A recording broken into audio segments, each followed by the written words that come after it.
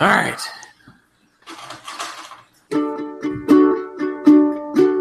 Look what has happened to me. I can't believe in myself. Suddenly I'm on top of the world. It should have been somebody else. Believe it or not, I'm walking on air. Follow the ball. I never thought it would be so free. Flying away on wing and a prayer. Who could it be? Believe it or not, it's just me. Wow. I was expecting, believe it or not, it's just JP.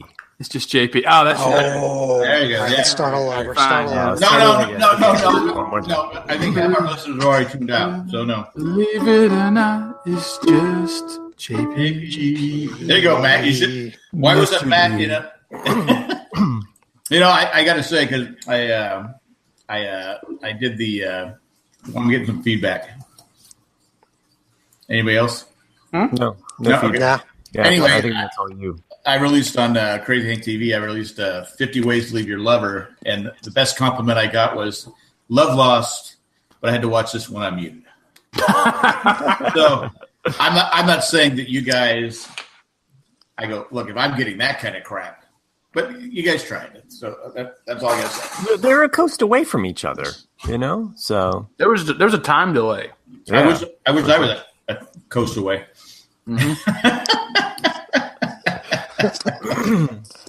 That is probably from one of the best shows ever.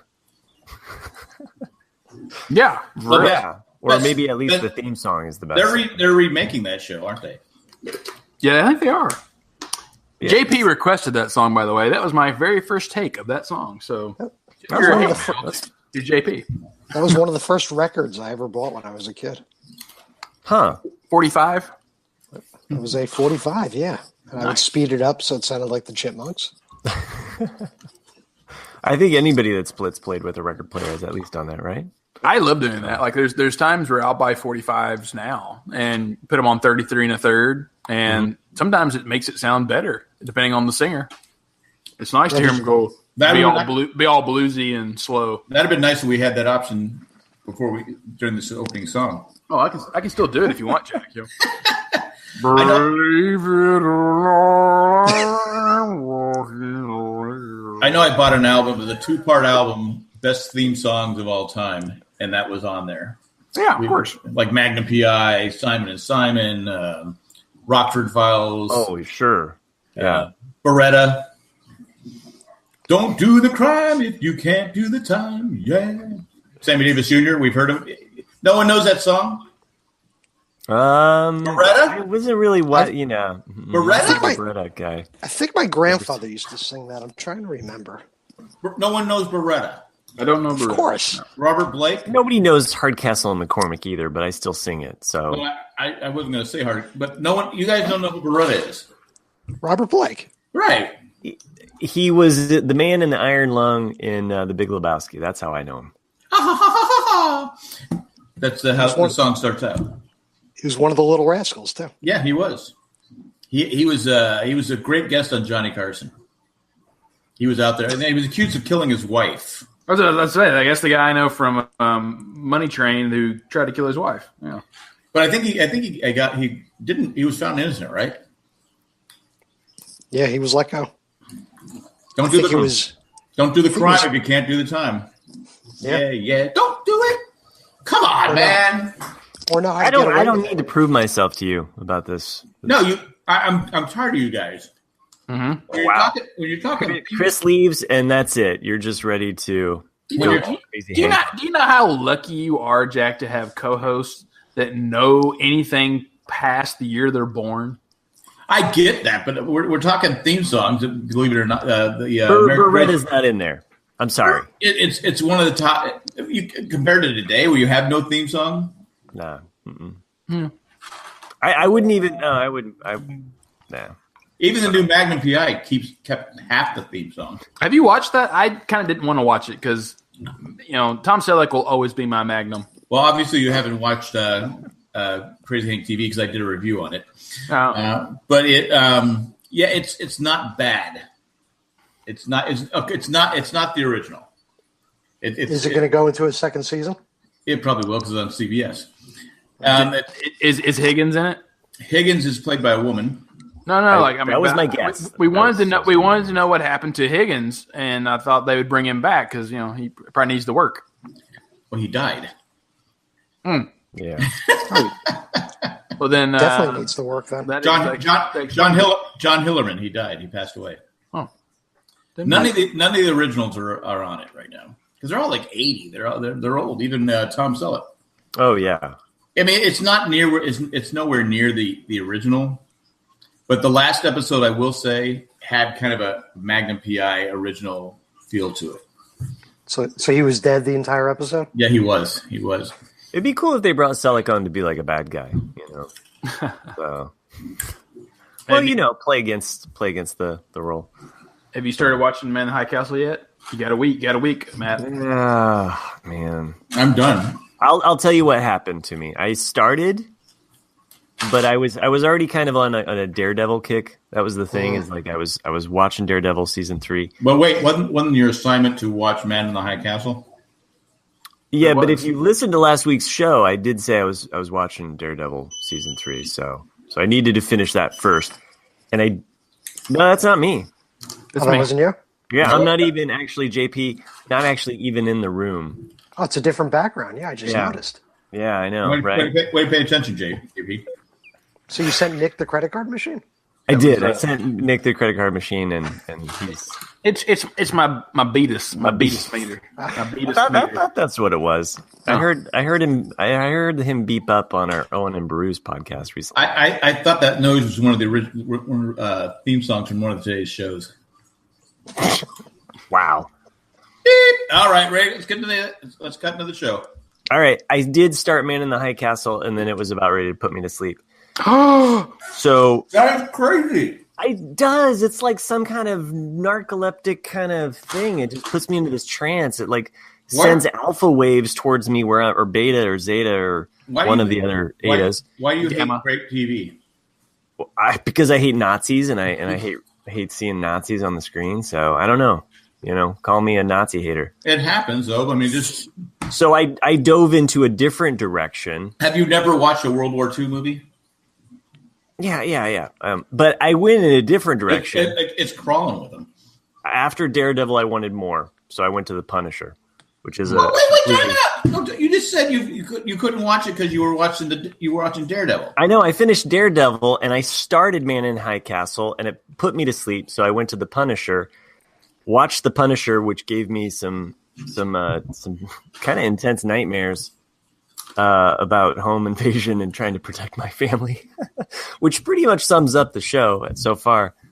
It's really gritty. I like it in a weird way. So not only did you do your homework before you started watching, I'll get to the Man in High Castle. You watch Daredevil and then you go and watch Punisher. Yeah. I can cheat on Man in High Castle with Punisher because the Punisher would totally kill. You're cheating on us.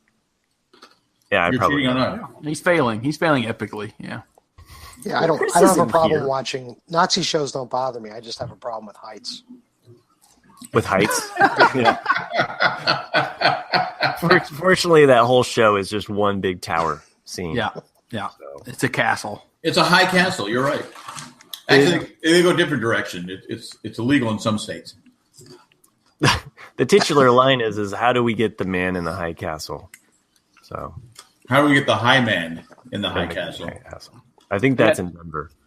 I got 2 episodes left of the 3rd season. So see, he's not even done. I've got time. Yeah, it's because I've got a week. I was finished a month ago.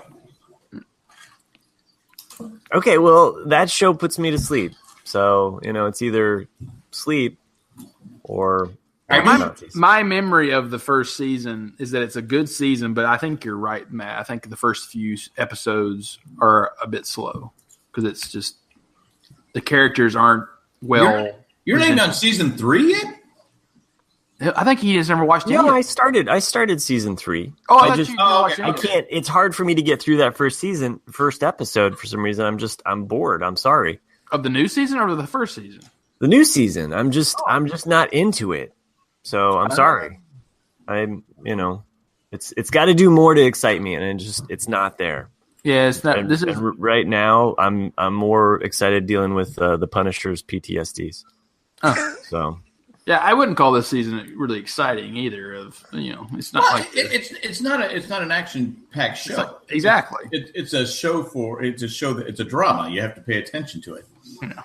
Okay. Well, I like dramas too, like Mad Men that have a nice slow burn, but that's what it is. Until it completely fizzled out altogether.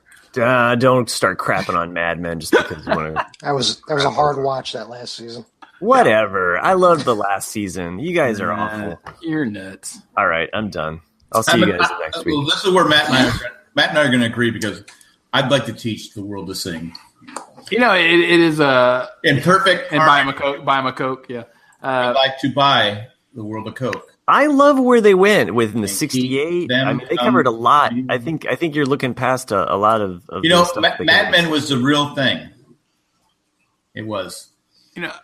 They've been. I think AMC on Sundays has been doing Mad Men reruns, and I've been watching those. And so it's like, oh yeah, I miss. I think they're right in the middle right now, like season 5, I think. So it's. And there's a train coming through. There is. No, that wasn't not a siren. My wife grew tired of Mad Men too. I mean, I really liked seasons 1 through 3. I think a lot, and then it just to me, it kind of got dull and repetitive. But you like to stay in the early 60s when white men still ruled. Now that's a bit mean. And I know. I'm sorry. It was a low blow and uncalled for. But you're crapping on the best part of Mad. I love the ending of Mad Men, and I love the last seasons. So I got to take my shots where I can. Mm-hmm. That's it. I'm done. I mean, you called him out for that. He really didn't really say that Man in the High Castle was that great. So if you're calling him out for that, he should probably like Man in the High Castle, right? It takes place in the early 60s as well. Yeah. Well, I don't want to spoil anyone, but I know of some things that are happening, and I watched enough of the first episode to see. Well, it's still happening in season 3. Yeah, no, I get what you're saying. I'll get to it, maybe. I don't know. I'm fed up with you. I might rewatch Daredevil. Like, I might just actually go back to the beginning of Daredevil and rewatch before you get to the Man in the High Castle. Or just jump to season 2 with the Punisher, because the Punisher and the Daredevil. What about JP? Did you watch Mad Men, right? I watched. Yeah, I like just what Nick said. I like the first couple of seasons. Oh, you would agree. I felt with like Nick. Great. Yeah. No, I just. Oh, the two song guys. They got a song bond. Mm-hmm. We're gonna start a duet podcast. Mm-hmm. Do it. It's going to be all TV theme songs. The show title is not Beretta. I can't believe you guys never saw Beretta. Suicide is painless. Oh, that's a good one. I think they only played that once. With the lyrics? It was in the movie, I think. I think they played the lyrics once during the show. Oh. I think it might not have been the opening, but it was during the show, an episode. It was when they had that visiting minstrel that came through. He was like traveling with the Harlem Globetrotters in Korea. When they went to Gilligan's Island. They did. It was after they were like, oh, we got off the island and now we're stuck in Korea. It's because Scatman Crothers needed work. That's okay. Well, you guys have opened the can, Gilligan's Island. They spent all that time trying to get off the island. Once they got off the island, we're supposed to believe that they wanted to go back and stay on the island. That was the best part of their lives. They were put on the island for a reason. Their lives were miserable before they got on the island. They were part of the chosen. What was lost? I've drawn a blank on it. They were there were 7 numbers. I want to know how you can get the Harlem Globetrotters on and off the island in an episode, but yet they stay on the island. They wanted to stay. Mm-hmm. That's why you said they were off the island and they wanted to stay. I think in the movies, don't they go back? Like there's that scene. That's what I'm talking about. Yeah, like Gilligan says to Marianne, "We gotta go back, Marianne." He's like got a beard. Yeah, it's because Gilligan is a Marianne guy, not a Ginger guy. Yeah. Oh, totally. So Marianne's like Dobie Gillis. I'll ask you guys. You remember Dobie Gillis, but not Beretta? Yeah, because it was a decent show on Nick at Night. Beretta, what? I'd rather watch BJ and the. Oh, good show. That's another good theme song. Even the Hulk's theme song is better. That like the sad thing. Music. Yeah, the sad music. You don't want to see me when I'm angry. He walks away. I remember as a kid watching that show, going, what was the actor's name? Bill Bixby. Bill Bixby. Mm. Yeah. We all thought it was Bill Bixby. They just put makeup on him. I was confused because I remember reading Bill Bixby and Lou Ferrigno, and I'm like, how are they the same person? How is this happening? Well, no. Then we found out that it was Lou Ferrigno that he was actually that big. I said, how are they getting this guy? How are they doing this? Because we didn't have these CG, whatever that stuff is. Books. We didn't have books back then. But we didn't have that. I mean, that technology. It's either that was the guy or they put makeup on. But yeah, it was just that we were impressed that was that Bill Bixby because he was Courtship of Eddie's father. People, let me tell you about my best friend. Oh, you know that one, but you don't know Beretta. Oh, come on. Get off the Beretta train, man. No, I'm sorry. I'm not. How can I? It's like. Have you heard of Sammy Davis Jr.? Just because they didn't get happy. What isn't he? He was Sammy Davis's kid, right? Huh? just because Sammy Davis does a song doesn't mean I have to like all of his work, But he sings the theme song for that. Send in your Beretta hate mail too. I don't get it. I'm just. Oh, I know Dobie Gillis, but I don't. Care to put this to a versus? We can put your Beretta out there. Beretta against what? Dobie Gillis? Just like how many people have heard, how many listeners have heard Beretta versus how many have not? That's all you need to have. If you put Dobie Gillis versus Beretta, there'd be like 3 votes. I never wanted to do Dobie Gillis's song. Does Dobie Gillis have a song? No, I think it's like, but they're cousins. No, that's Patty Duke. Oh, okay. Well, that works for the Hulk too. Yeah, it's, Bill Bixby and Lou Ferrigno were cousins. By the way, identical cousins. I think you could put up, And is it sad that you only gave me 2, and I knew that it was Patty Duke? Do I need a life? You could put up the opening to this show. The Greatest American Hero against Beretta. And that's Beretta probably lose, but I'm just saying Beretta. But you guys haven't even heard of it. I've heard of the show. It just never was anything. Huh? Did you sing the tune? Did I sing? That's it. What? Don't do the crime if you don't have the time. Yeah, don't do it. I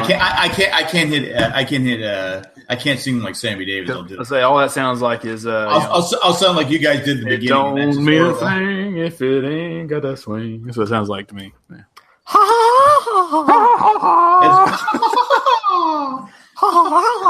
That sounds like a good idea for a theme song, guys. So you're trying to say that JP and I were not stellar? I'm just saying you weren't as good as Sammy Davis Jr. And I said if I tried to sing like Sammy Davis Jr., I would sound like you guys, and that would be terrible. Mm-hmm. The Candyman can. Candyman can. Yeah. Yeah, baby. Come on. I don't think you have an eye for that music. Yeah, I don't either. I got that one, but they probably didn't because they don't know who Sammy Davis Jr. is. Oh, come on! Now you're just making ridiculous claims. Did you get his eye joke? Of course. I see what you did. Okay. Sure they had to get some Windex out. You started it, JP. He was that guy. He was that guy in the Cannonball Run. 2. A little Sandy Duncan humor. Oh. But no one remembers Sandy Duncan here. They don't, do they? I was actually just watching The Cat from Outer Space with her in it the other day, and I couldn't stop staring. At what? I don't know. I just think it's odd that someone greenlit something called The Cat from Outer Space. It was the 60s. Yeah. She was also in Roots.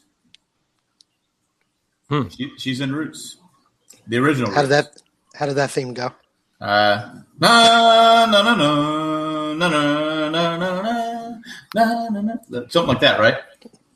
I'm right, aren't I? I don't know, but I like that band though, The Roots. Yeah.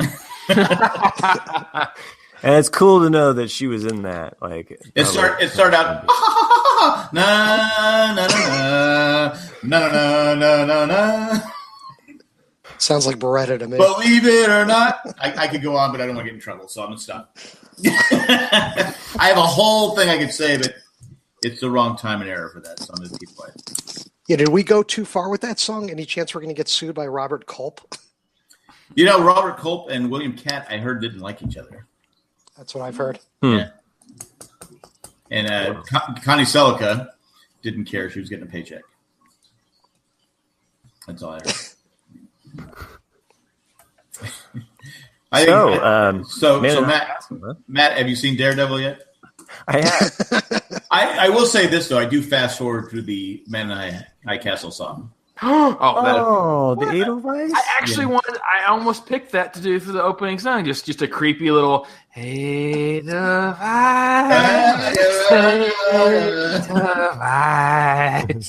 Come on. Yeah, it's a little much for me. I can't take it. So there, Matt, we agree on that. I just think that there's some secret beta waves that they send out because it always puts me to sleep. So it's not that I don't like the show. You know? Well, how come you say that you like the show? Clearly, you don't. If you just, it's not grabbing me. I tried watching it, but I'm sleeping through it. So yeah, I don't like the show. Well, I mean, what's the point? At some point, you know, it's like, oh, I can say that I'm going to go run this marathon, but if I can't do the exercise, it's kind of like the last 3 seasons of Mad Men. Yeah, I got you. Oh.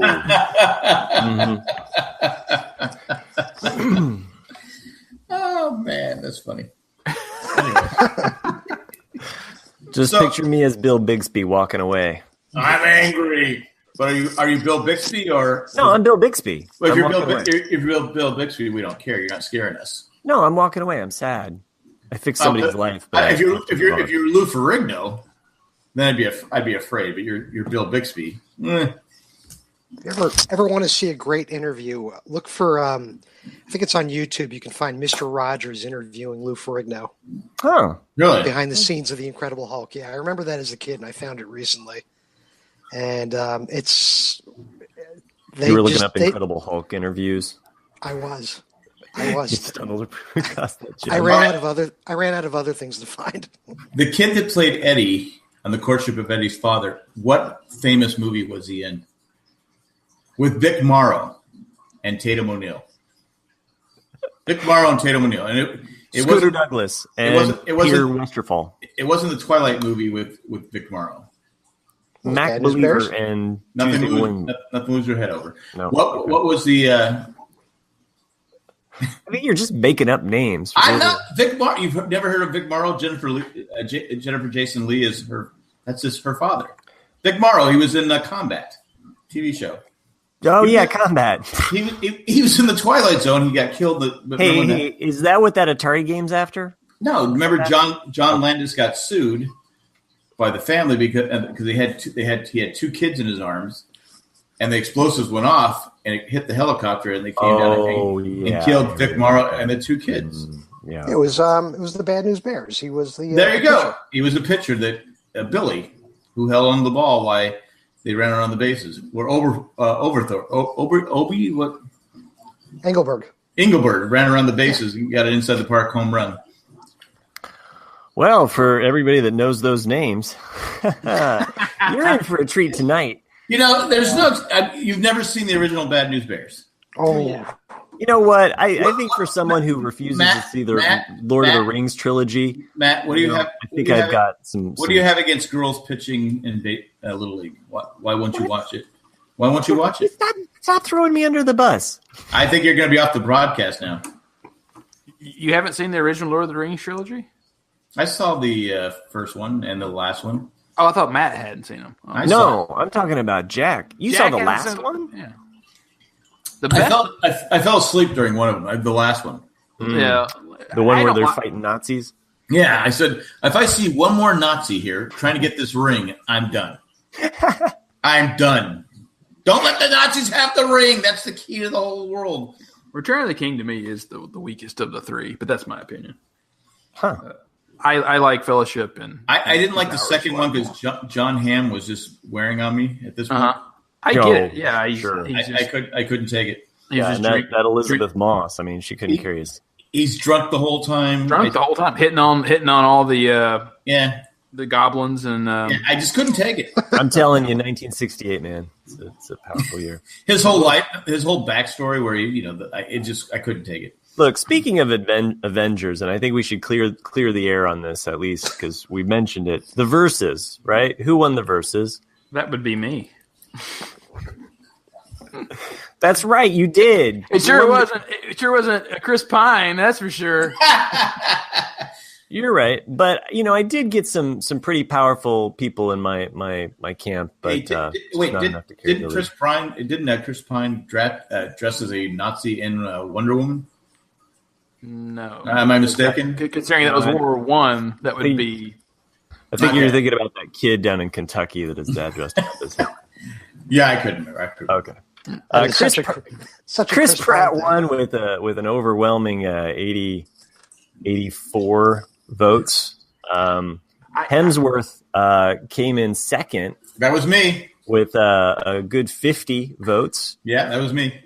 Evans came in third place. I know Kayla, who was a devoted fan. I felt like at some point this whole thread of comments was basically kind of like a sex off between Hemsworth, Evans, and Pratt. It was kind of weird. I'll be honest, it was very sexist. I was appalled by it. I was too. I really felt that Evans probably could have pulled out second if it hadn't have been for Kayla constantly campaigning with the sexiness. But I think I said after we recorded, I sent a message saying Evans would have been my second choice. I mean, you see him pulling that wood apart. I mean, those pecs. The pre-split wood. I love Captain America, but my favorite movie with him is Not Another Teen Movie, which you guys probably haven't seen because it was over 15 years ago.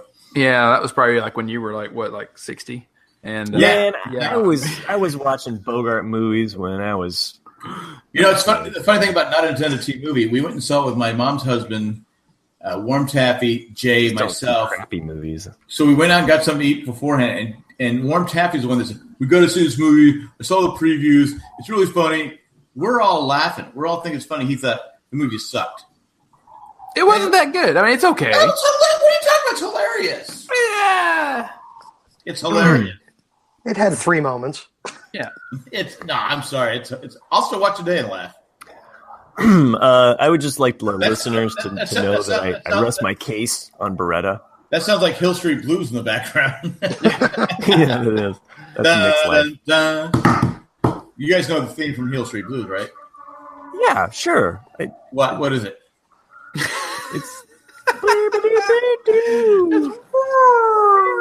pull over. Get out of the car. No, that's not even it. I know. It's look what just happened to me. No. This is the thing. It's the thing from The Naked Gun. That's what that was. Anyway. I like JP's addition to the sirens and being shot at. Look what's happened to me. I can't believe it myself. I'm so full of holes. So the theme to Hill Street Blues per Jack is the same as the Andy Griffith Show? Sure, whatever. Wait. You know that? Hold on. You know that one, but you don't know Hill Street Blues. Because, one's a classic and one's an okay What are you talking about? Hill Street Blues at one point had the most Emmy wins ever. Yeah. And in 1997, WWE had the highest ratings of the year. So, just saying.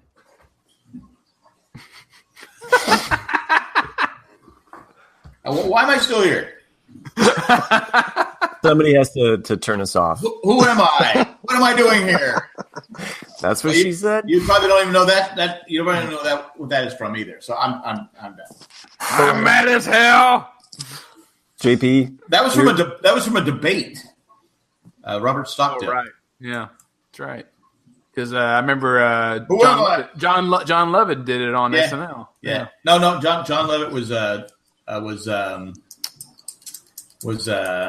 he played? Oh yeah, you're right. But he also played Dukakis. Dukakis, yeah. Yeah.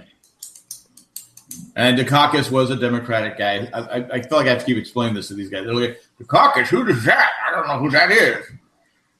I don't know who that is. It's not on one of my dollars, my money, so I don't know who that is. I can't figure it out. Wasn't he a character on SNL? He was. He was a character, that's for sure. Anyway, that's Perot. Yeah, I know, but when I think of SNL and I think of like the all-time best political people, Dana Carvey. Dana Carvey did so many of just because he did Senior, he did Bush Senior, he did Perot. I think he did Perot, and I think he did Reagan too. Like he did Did he? I don't think he did Reagan. He might not have done Reagan, but he had so many good. Reagan was what's his name? It was Phil Hartman. Phil Hartman, yeah, but he also did Clinton. One of my favorite one was he runs in McDonald's. McDonald's are eating everybody's food, and they said, "Should we tell Hillary?" Well, there's going to be a lot of things we don't tell Hillary. One of my favorite. Sorry, what are you just blowing up? Are you okay? Do you need some candy? I brought some along here. You gonna throw it at me through the screen? No, it's time for me to change the pot. Beretta had a candy bar in his pocket. There was one that Phil Hartman. I think it was Phil Hartman. Yeah, Phil Hartman did it with Clinton, where it was when The Perfect Murder came out with Gwyneth Paltrow and Viggo Mortensen, and it's like movie reviews with Bill Clinton, and he's like. Ladies and gentlemen, I went to see a great movie tonight. It's called The Perfect Murder. I like how you do the thumb. Because that's how he was. He's like, I love the premise of it. The guy's trying to kill his wife. He's like, he hires a man. I'm writing notes on how to do this job, and then he gets into it. It's a classic one. Yeah, I've seen that. Yeah. I've seen it. You've seen it? Yes. Anyway, so I see JP's there with a lot of light on. Uh-oh. Don't tell Mr. Lee. Well, last time we were here, you had a story about your mom who had not paid her electric bill in, 50 years? Yeah, something like that. So and when a new guy moves in, and his name is Mr. Lee, and he goes, "Why is my bill so high?" You want to finish that story? It's gotten pretty interesting. So just to recap, Mr. Lee complained to the electric company that his bill was too high. So originally what we thought the problem was that the meter, I guess like the cable running to the meter had been switched and Mr. Lee had been paying our bill. How did it get switched, JP? Well, it didn't. Oh. JCP, I won't mention the electric company's name in case they become a sponsor. They're not listening. Okay, good. I'm shocked. They used to sponsor Beretta. Who's that again? So the investigation turned out that the electric company is claiming that the meters have been mismarked since whose fault is that? The construction company that built the townhouses 25 years ago. So we received the bill, or my mother received her bill. The bill is dating back 6 years because that's the most the electric company can bill for. The offset of the balance that the electric company claims my mother owes is $10,000. $10,000? Wow. And they were nice enough to send a bill It came with one of those little envelopes to mail the check back in, a little perforation that you can rip off and send it in. So they were going to pay for postage. We have to pay for the postage too. Oh, they weren't paying for postage. I thought they were going to check postage. No. So they're mat cheap. Yeah. Whoa, hey!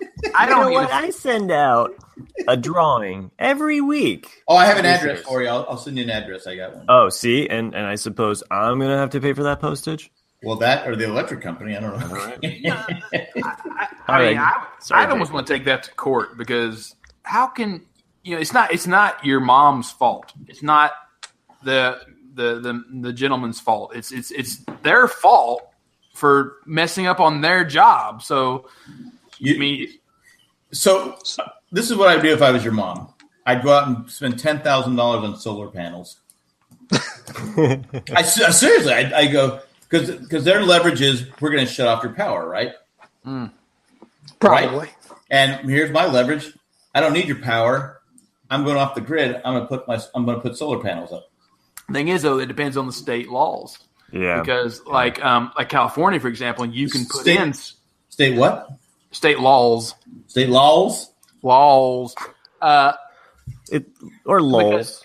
Laws. I'll tell you right now, we're going to have to state laws. You got to follow the law. The law is going to get you. Secret agent. So she lawyered up. The first thing we're doing is we want them to send us a copy of every electric bill dating back was she being threatened with jail time? She lawyered up. No, that is a good thing to do though, because she has to protect herself at this point. I get that, but with any crime show, I'm saying, oh, he lawyered up. Okay, it sounded cooler that way. All right, so my mother's husband's brother is a lawyer. He's not going to charge us to write a couple of letters. Right? Oh, okay, all right, okay. So my mother called Beretta. The story. Beretta was doing his cockatoo with him. He had a cockatoo. Yeah, Jack, you can't say that on this show, Jack. Please. Looking at pictures. Beretta? This is pretty big cockatoo. Yeah, white. It was the 70s, but yeah. Anyway, go ahead, JP. Sorry, don't mean to interrupt your story. I'm looking at the wrong picture. That's Ron Jeremy. Also from the 70s. What do you have against the 70s? I don't have anything against the 70s. What do you have against me? Without the 70s, you don't have the 80s. Thing is, I just don't like fucking Beretta. Okay. Whoa. This is not an after dark. This is I not blurped it out. I blurped out myself. This is not the broadcast. Yeah. Matt, you're on the wrong podcast. The thing is, Jack, if you remember the 70s, then I don't think you were there, man. Well, again, I was pretty young, so I can remember the 70s. It's no excuse. Just saying. Well, it wasn't like I could score in kindergarten. Come on, what the hell? Junior high was a different story. Junior high. Yeah, man, I'm here, teacher. Anyway, JP, your mom is lawyered up. She's lawyered up. She's not watching Nick at Night, so she has no idea who Beretta is. She has no idea. She's too young for that. So we're basically we want to try to find out when there was like a difference in the bill, because you can't tell me if the meters have been mislabeled for 25 years, nobody ever noticed. And she was paying something every month, right? She's lived here for about 15 years at this point. I wouldn't pay it. No, she's not gonna. But that's what I'm saying. Well, Nick, you were saying that there's some laws that you can't. But if you get solar panels, what could be they couldn't shut you off. Is what I'm saying. Well, as I'm saying, like in solar panels in California, even if you have solar panels, you're still connected to the grid. Right. So you can't completely be independent. Even if you have the Tesla ones or if you have your own, it's just you have your own batteries. So how could they? You have to be connected to the grid so that there's money or there's energy flowing in and back out. Basically. All right, so I guess that's so you can get your money back because you can actually charge the excess back to the the electric company, right? There's a train right there. Well, if you say, okay, I don't need to pay back the electric company, I don't care. I just want my power to work. Am I not? Am I wrong here? Well, each state's set up differently, like Nick said, though. But a lot of them, you won't get money back. They will. A lot of states are set up so that basically you can't have a bill of zero. So that's a crock. Because they even have claims to the power lines that feed to your house, so you can't be completely off the grid there. So I guess you could buy a generator and just have barrels of gas, or maybe I would do everything in my power not to pay them that $10,000. No, she's not gonna. The argument that she's making is, had she had a true reading of what the power consumption was in the house, maybe she wouldn't have bought it. Maybe in the course of the last 10 years, she would have adjusted her usage, things like that. Totally. She wouldn't very misleading. She wouldn't let her son move back home. You're breaking up, Jack. I couldn't hear you. Well, we're trying to be very, very proactive now and watch what our usage is. Like even last night, we made sure that trick-or-treaters didn't touch the doorbell, that they knocked only.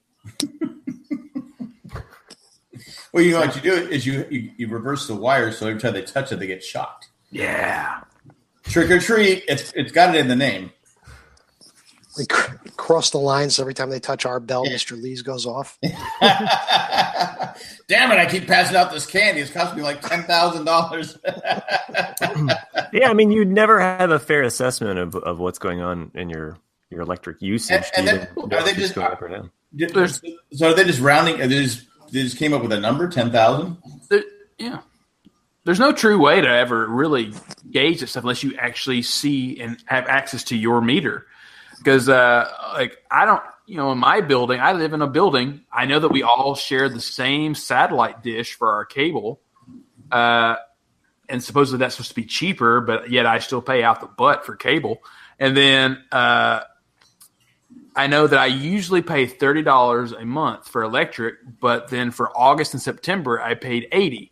It's like, so why did all of a sudden it shoot up when I'm doing nothing different than I normally have? I canceled my cable because I couldn't take. My butt was starting to hurt. I couldn't pay out the butt anymore. Huh.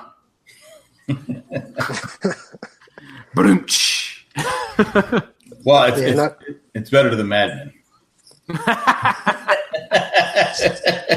All right, I'm gonna crap on Mad Men. I'm just joking. Maybe Scott will listen to it. I'm gonna create a better poll here: Mad Men versus Man in the High Castle. Well, yeah, okay. One's an Amazon show that no one subscribes to. And the other one is correct. An Emmy award-winning show. I think Man in the High Castle's won some Emmys, haven't they? I don't believe so. It hasn't launched any career. They have not won any Emmys? What is this man doing here? They couldn't throw the statues up to him too high. Did you watch Hogan's Heroes, Matt? Of course, yeah. Lots of Nazis in Hogan's Heroes. Yeah, but they're goofy Nazis. Yeah, and it's enough to keep you awake. Burkhoff was kind of a jerk. The only thing you really need to know, did you watch Kelly's Heroes? That's really the only. I love Kelly's Heroes. No. Did you watch wait, hold on a second. The Dirty Dozen? Wait, have you just asked me to watch Kelly's Heroes? Not you, I meant Matt. Okay. Matt, if I watched Kelly's Heroes? Yeah. I don't think I ever watched Kelly's Heroes. Isn't that the movie? It's a movie, yeah. It's a movie with a big name star. Actually, it has several big name stars in it. Ferris Silver, yeah. Telly Savalas. It's got Kojak, yeah. Don Rickles. Yeah. Clint Eastwood. Yeah. Donald Sutherland. So I constantly quote Oddball. Jerry Seinfeld's uncle, Uncle Leo. My dad gets all negative, and I go like, "What are you doing with those negative waves?" Yeah, I'm looking at the pictures, and I Carol O'Connor's in it. See Kelly's Heroes. Carol O'Connor's in it. I was subjected to a lot of war movies as a. What do you mean subjected to? It's not even really a war movie. It is when your dad puts on war movies all the time, and you're like, oh, great, another war movie. So. There's a lot of late 60s, early 70s World War II movies are pretty good. Well, that's all that was going on in the 60s and 70s. And that's all that was on the TV in my house. Except, so, when I was like, Dad, you had Vietnam. You had like MacGyver. Well, it conflicted with Alf, and I was love Alf. Totally win over. I wasn't a big Alf fan. I didn't really watch it. Yeah, you don't like Nazis, but you like the sadistic alien that likes to eat cats. Of course I do. That makes a lot more sense. Matt, for anything that eats a cat. It's not like he's trying to exterminate like a whole race of people. If only you could have got that one cat that attacked me. So far, though, more people have heard of Beretta than have actually heard of Beretta's theme song. I think they're getting confused with the gun manufacturer from Italy. You actually put this on the. I did. There's a poll out there asking. Aren't Berettas like high heels or something too? Aren't they? Oh, Stiletto Beretta.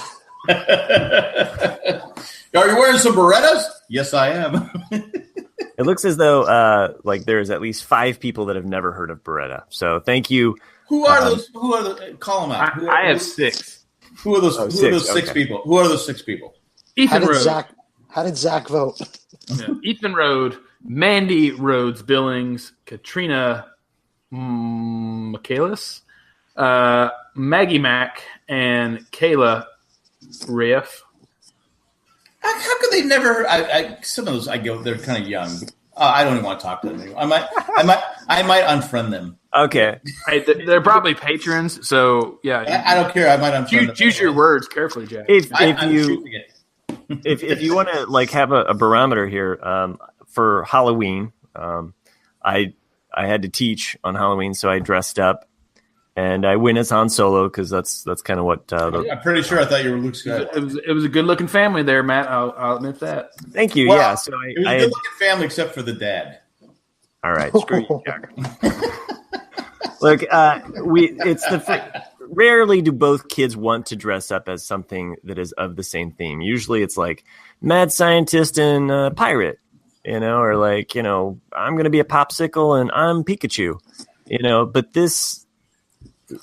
All of those examples, nothing that my kids have ever been. But this year, my daughter wanted to be Ahsoka Tano, and my son was going to be a X-wing pilot. I assume. Target. And anyway, so that kind of prompted me to be like, yes, I'm going to dress up as well, and then force my wife to also dress up. Whoa! You should have made him be like. Biggs or Porkins or somebody. That would have been. This is how analytical my son is, okay? The costume came and it said X-Wing pilot. So he's just like, okay, I'm X-Wing pilot. I don't know which one, but I'm an X-Wing pilot. I'm like, use your imagination, kid. Like, you can be Luke. Okay, maybe I'm Luke, but I'm just some X-Wing pilot.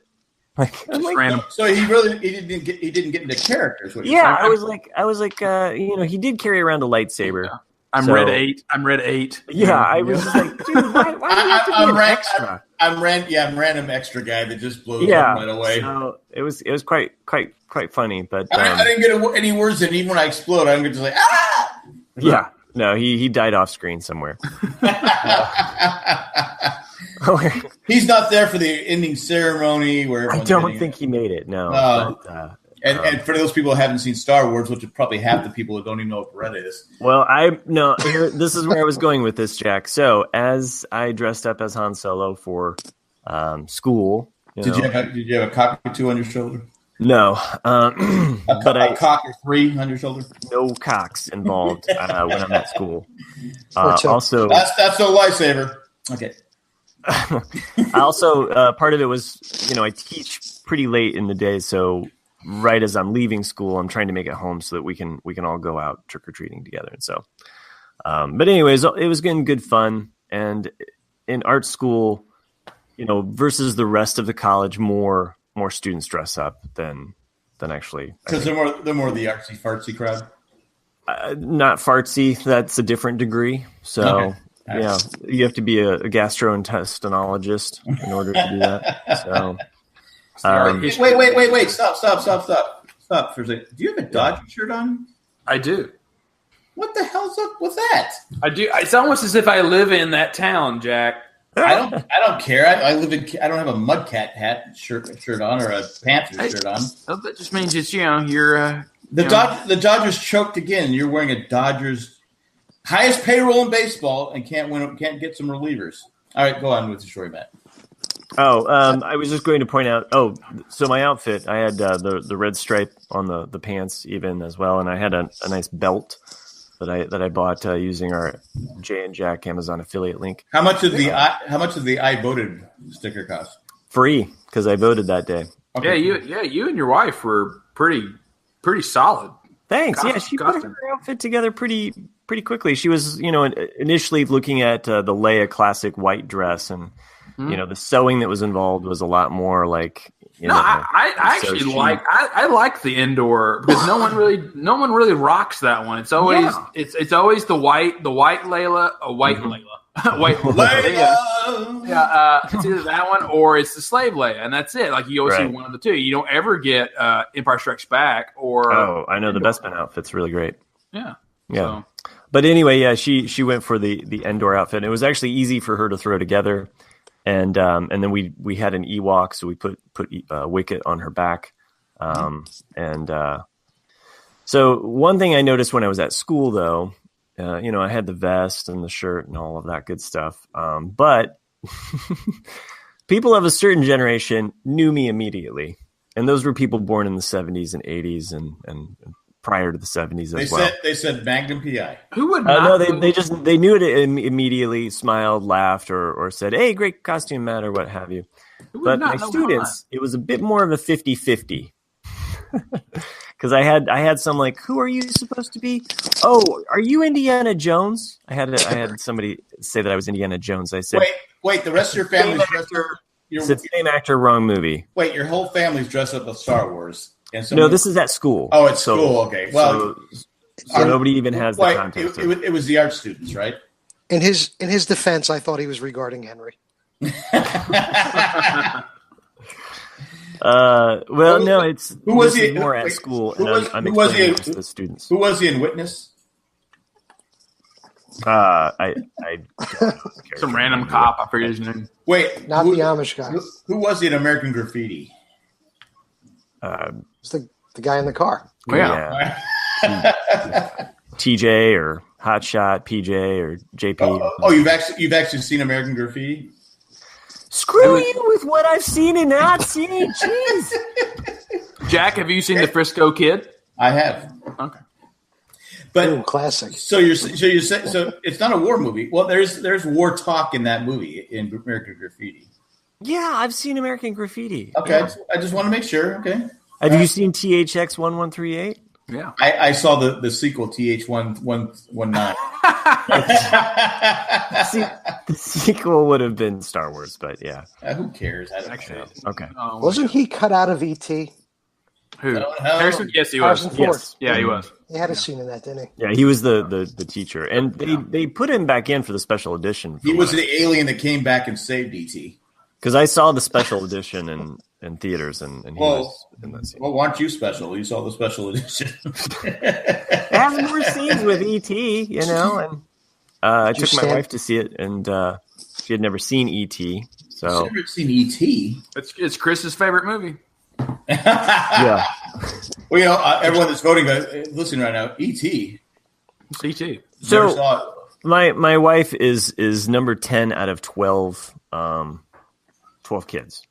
So wow, it was not a lot of going to the movie theater. And when there was a time to go to the movie theater, it was obviously later in life when she was old enough to drive, or to go with friends, and not necessarily something that she went as a family together. Because how many boys, how many girls? 8 boys, 4 girls. Wow, that's a lot of kids. That is a lot of kids, and it makes I can't remember the name of my 3 kids when they're together. I screw them up all the time. I can't imagine 12. It took me about a year to remember all of their names. And that's why George Foreman named all of his kids, 1, 2, 3, 4, and 5. Yeah. George the 4th, George the 5th. It's like yesterday for Halloween we're on a hayride with Zach. It was my wife, my daughter. Oh, have you ever been on a hayride? You've never been on a hayride? Where the hell have you been? This is how Grandpa used to get around. So I was on a hayride, and we asked Zach a question. He goes, "Are you having fun, Papa, Gigi?" And he looks at my daughter, and you. so unfortunately, the rest of the time, my daughter was known as Aunt You. Aunt You. Someone kept bringing it up. I don't know who it was, but does she no longer live in Raleigh? No, she lives in. And just earlier the day, he was saying Aunt KK. Yeah, okay. It's Kayla. We always call Kayla KK. So I don't know. We stopped at 2Ks. That's good. Yeah, I see how it is in your family. Yeah. Mentos. I think totally high in that castle. I think my oldest daughter couldn't say Kayla, so she called her KK. So the name stuck. She could change it up and go for JK now. JK? Yeah. Just kidding. LOL. Oh, yeah. LOL. Speaking of lols. My dating life. Okay. JP actually has a very good story. If you want to tell it. Oh, I don't mind. I love telling this story. Okay. God. So I told Nick this story last week. I had the most. I don't even know how to explain it. I was dating somebody, and she just hit me with like the biggest curveball I've ever gotten in my life. We met about 3 weeks ago on, I don't know, Plenty of Fish or something stupid. I don't know. Wait, that's how Kathy got hooked up. Ended up leaving the podcast. Yeah, that's one of my goals. I'm just trying to meet somebody so I don't have the podcast. But I met this girl. I went out with her for about 2 weeks, and I got my hair cut, sent her a picture just so she can see how I look all fresh and done up. But you don't have to wait, you've already been dating. Yeah, we had gone out. I want to say we'd gone out maybe about 5 times. So okay. Still getting to know each other. So I sent her this picture of me with a fresh haircut, and she writes me back and basically tells me, "Oh, by the way, that reminds me, now that we're dating, when I get my hair cut or get my nails done, a mani-pedi, things like that, I expect the guy I'm dating to pay for that stuff." What? Yeah, it's kind of what I thought. But no, she was serious. After 2 weeks. After 2 weeks. She was just springing this on me. After 14 years of marriage, I still don't pay for my wife to get her hair done. And it shows. My wife's hair? My wife's hair? Really? All right. So I'll be right back, guys. I gotta take the piss out of something. So no, but she was she was dead on serious. I was asking her about it, but she was trying to defend it by telling me that, it only costs about $100, give or take a month. It's not that big of a deal. So I kind of, I checked out of this. I wasn't into it anymore. So I asked her, I was asking her questions like, would she be interested in just going to like Supercuts and giving that a try? I'm on a very tight budget right now. And she ended it. I got this $10,000 electrical bill. I can't pay for your haircut. I'm on a tight budget right now. Is that? I mean, I've been on the dating scene for a while. Is that normal? I've never heard of that in my life. It's insane. Because I know my wife. I don't think that ever came up. That does now, but it didn't at the time. Yeah, but I would assume that your finances are kind of combined at this point. You're both dipping from the same pool. But come to me and it's a lopsided pool, right? Doesn't it kind of tilt a little bit? Right now? Yeah. It's tilting quite a bit. I'm there in the corner. I'm in the corner with a cardboard sign right now. What are you talking about? Your Trump process? We'll work for a haircut. Oh. Uh-huh. How much is a haircut for you, Jack? Nothing. My wife cuts my hair. Really? Okay. Yeah, she just shaves it all off. So do you pay her for that then? No, I don't. Oh, okay. In fact, she was yelling at me today because she calls me bozo now because my hair is just so bad. I'll show it. My hair is just so long and That's how I remember you, Jack. It was with the dark on the sides and Well, it's people go, why don't you just shave it? It's I don't like shaving my face every day. Yeah, I just wish it would get to the point. Okay, you're not going to grow where it's supposed to grow. Stop. Just is there a pill? Okay, you can't give me a pill to grow back. Is there a pill to get to stop? To just stop growing in my head because it's a pain. I wouldn't care if it was just bald. I mean, it's just that shaving every day. I can't do it. So she does it and she shaves my head. She shaved our dog and now we call our dog Spotty. she did it. The dog's like 16. Yeah, he's hanging on there, but it's like she goes, I got to cut the dog. I go, oh, why don't you let Kayla do it? And she goes, no, I can do it. And she came. I came back in the house. I go, well, Spotty looks great. Literally, it's a patch here, a patch. But she did the best she could. He won't even go outside now. He's like, he's like, hey, I can't go outside. The other dogs will make fun of me. It seriously is that bad. Yeah, it is funny, JP, though, like with dating, especially at our age, it's just like, because, you never know, like, were they divorced, or are they single all this time? Do they have kids, and because I've gone on dates with some really great girls and women that, like they'll offer to pay, for the, or split or whatnot. And you're like, and then I've gone out with some that are really high maintenance, kind of like with the girl you were. And, like they always want to go to like those really expensive restaurants where it's like, oh crap, this is going to be at least $150 or whatever. And then like, hey, let's do this again in a couple of days. And you're like, well, I'd love to, but I can't, I'm not spending $300 a week. And, like, no. But, it just seems like with like all the, Tinder, all these apps now, it's like they've all come out of the woodwork. I mean, like you married guys, when you were dating, did you have a lot of crazy? Are you saying now or before? Before you were married. Before I was married. It's been so long. I mean, it was back in the 70s. Like JP, I'm not sure. I think I've told this story before on here. Like, I went on one date. Well, I went on 2 dates technically. But, the first date with this girl was really good. Like, she was a good person, really pretty, and then just life happened and we didn't see each other for a few weeks. And then I was like, hey, did you want to do something again? She's like, yeah, and then we're sitting at the club and then she just goes like, hey, tell me about some crazy dates you've been on. Like wanted some stories. I was like, sure. So I was just kind of like saying, listen to my podcast. Yeah, but I was just saying something. I was like, yeah, and I was like, I went with this one girl that was a witch. And she looks at me and she goes, oh, I'm a witch. I remember this story. Yeah, okay. So I thought I had told this before, and then I was like, wait a minute. I was like, all right, now if you're a Wiccan, that's fine. If you're worshiping the stars, on the moon. I was like, I get it. It's fine. She's like, oh no, I have a pentagram. I cut myself and let blood out. I'm just like, huh. Okay. Right, good to know you. Like not to judge totally, but it's just like, that's not for me. If I'm literally seeing you cut yourself and fill a bowl with blood, to put in front of your little altar, I'm like, yeah, it's probably just a little bit too freaky for me. Just ironically, though, she was really pro-vaccine. Pro-vaccine, yes, exactly. She was. She sterilized herself. She was very health conscious.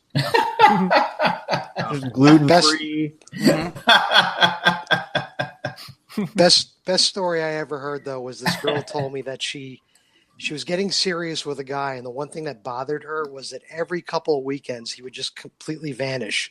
He would ignore her texts, not return phone calls. So she was kind of falling for him, and she wanted to like really find out the truth as to what was going on. So when they got together, she just brought it up. Why do you disappear on the weekends every so often? In the military. And well, kind of actually. He revealed to her that he was a Civil War reenactor. Oh, so he was. Wait. Which side? Which side? Well, most likely Confederate. I was going to say adulterous side. Yeah. Well, usually it's just funny. Like most Civil War reenactors, side of bigotry. Most of, Like sometimes they have to pay the union side because no one wants to dress up as the union. I mean, the few people I know that are reenactors, like nobody wants to be on the winning side. Nobody wants to be on the union side because most people that are reenactors want to be on the. I get it, Nick. That's why you're wearing the Dodger shirt. Mm-hmm. I think she ended up my union blue. Yeah, she ended up dumping him because he was a Minuteman. No, that's great. The birds are coming. Wait, I already did. She actually told me. She told me the reason she stopped seeing him though was because after he told her, he would start sending her like pictures and selfies of himself in the battlefield. Oh, and she felt that was like inaccurate, so she didn't. No, he was dissing his costume. She was dissing his costume.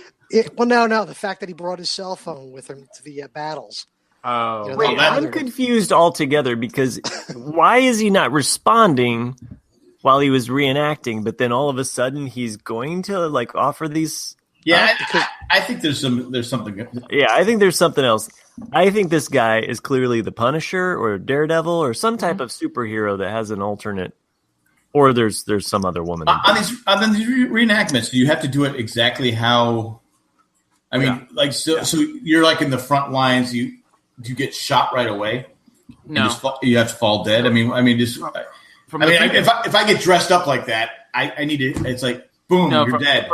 From the few, like I think I know 2 reenactors. The way it works is the longer you've been in it, the longer you stay alive. So my first time. So your first time, like the first time they do a volley, you're going to fall down, and then the more times you do it, like you earn seniority, so you can keep going with it.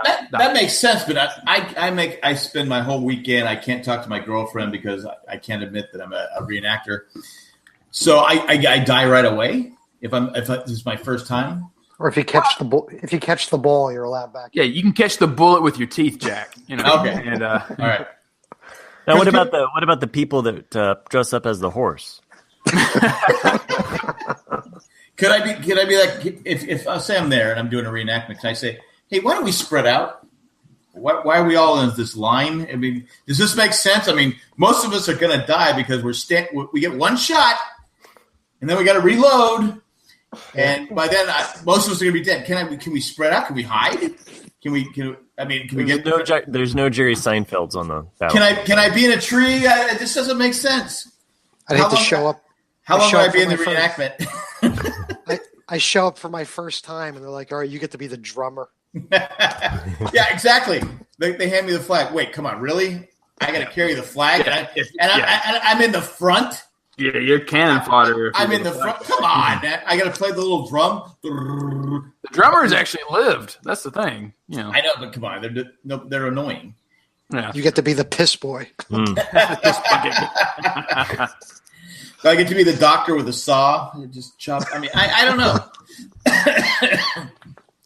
I just have issues with the whole from the Civil Revolutionary War to Civil War, the whole standing in line thing. It's just like, how come no one thought about spreading out?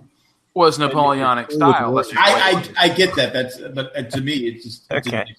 Well, I mean, the Civil War. It worked. It worked in Patriot for Mel Gibson. Yeah, that's the way it works. You're like, this whole guerrilla warfare, I'm really down with. I like the new kind of hip hop styles that they got going on with terrorist war movement. But still, am I right? It's like no one said, all right, I know this is how we've been fighting for thousands of years, but what if we just spread out? Those people didn't sign up for war. Well, I mean, technically, the Civil War was the last of that kind of. It only went to about 63, and then after that, you learn you start going towards the World War I style, where you actually have trenches and more guerrilla style. I mean, somebody that's when the season got good. Yeah. Somebody during the Civil War didn't say, "Hey, what if I hide behind this bush?" Nah, it'll never work. No. That's right. Heck with that. Hey, we're in Gettysburg. There's some rocks over there we could hide behind. No, stay out in the open. No. You want them to see you. Yeah. You know what? It'd be easier if we just put giant X's on it, right where our heart is. Just put a giant X there. If I'm going to get shot. Well, think about it. It's like, hey, I'm British. Let's wear a big, bright red coat that no one will see in that. It's like Magnum PI. Yeah. And they did address that in the remake of the first episode. Okay. With the car? The car, yes. Yeah. The Ferrari. Anyway, Matt started bringing up trick or treat. We go over, like I said, we go over to Jay's house and we watch our grandkids trick or treat. And we purposely don't come home after a certain time because we can't get back down our street because, last year, I think it was 2 years ago, my wife almost got in a fight because there's so many trick or treaters. Our street breaks off to another street. Well, is our dead end, but they cone it off. We can't get through.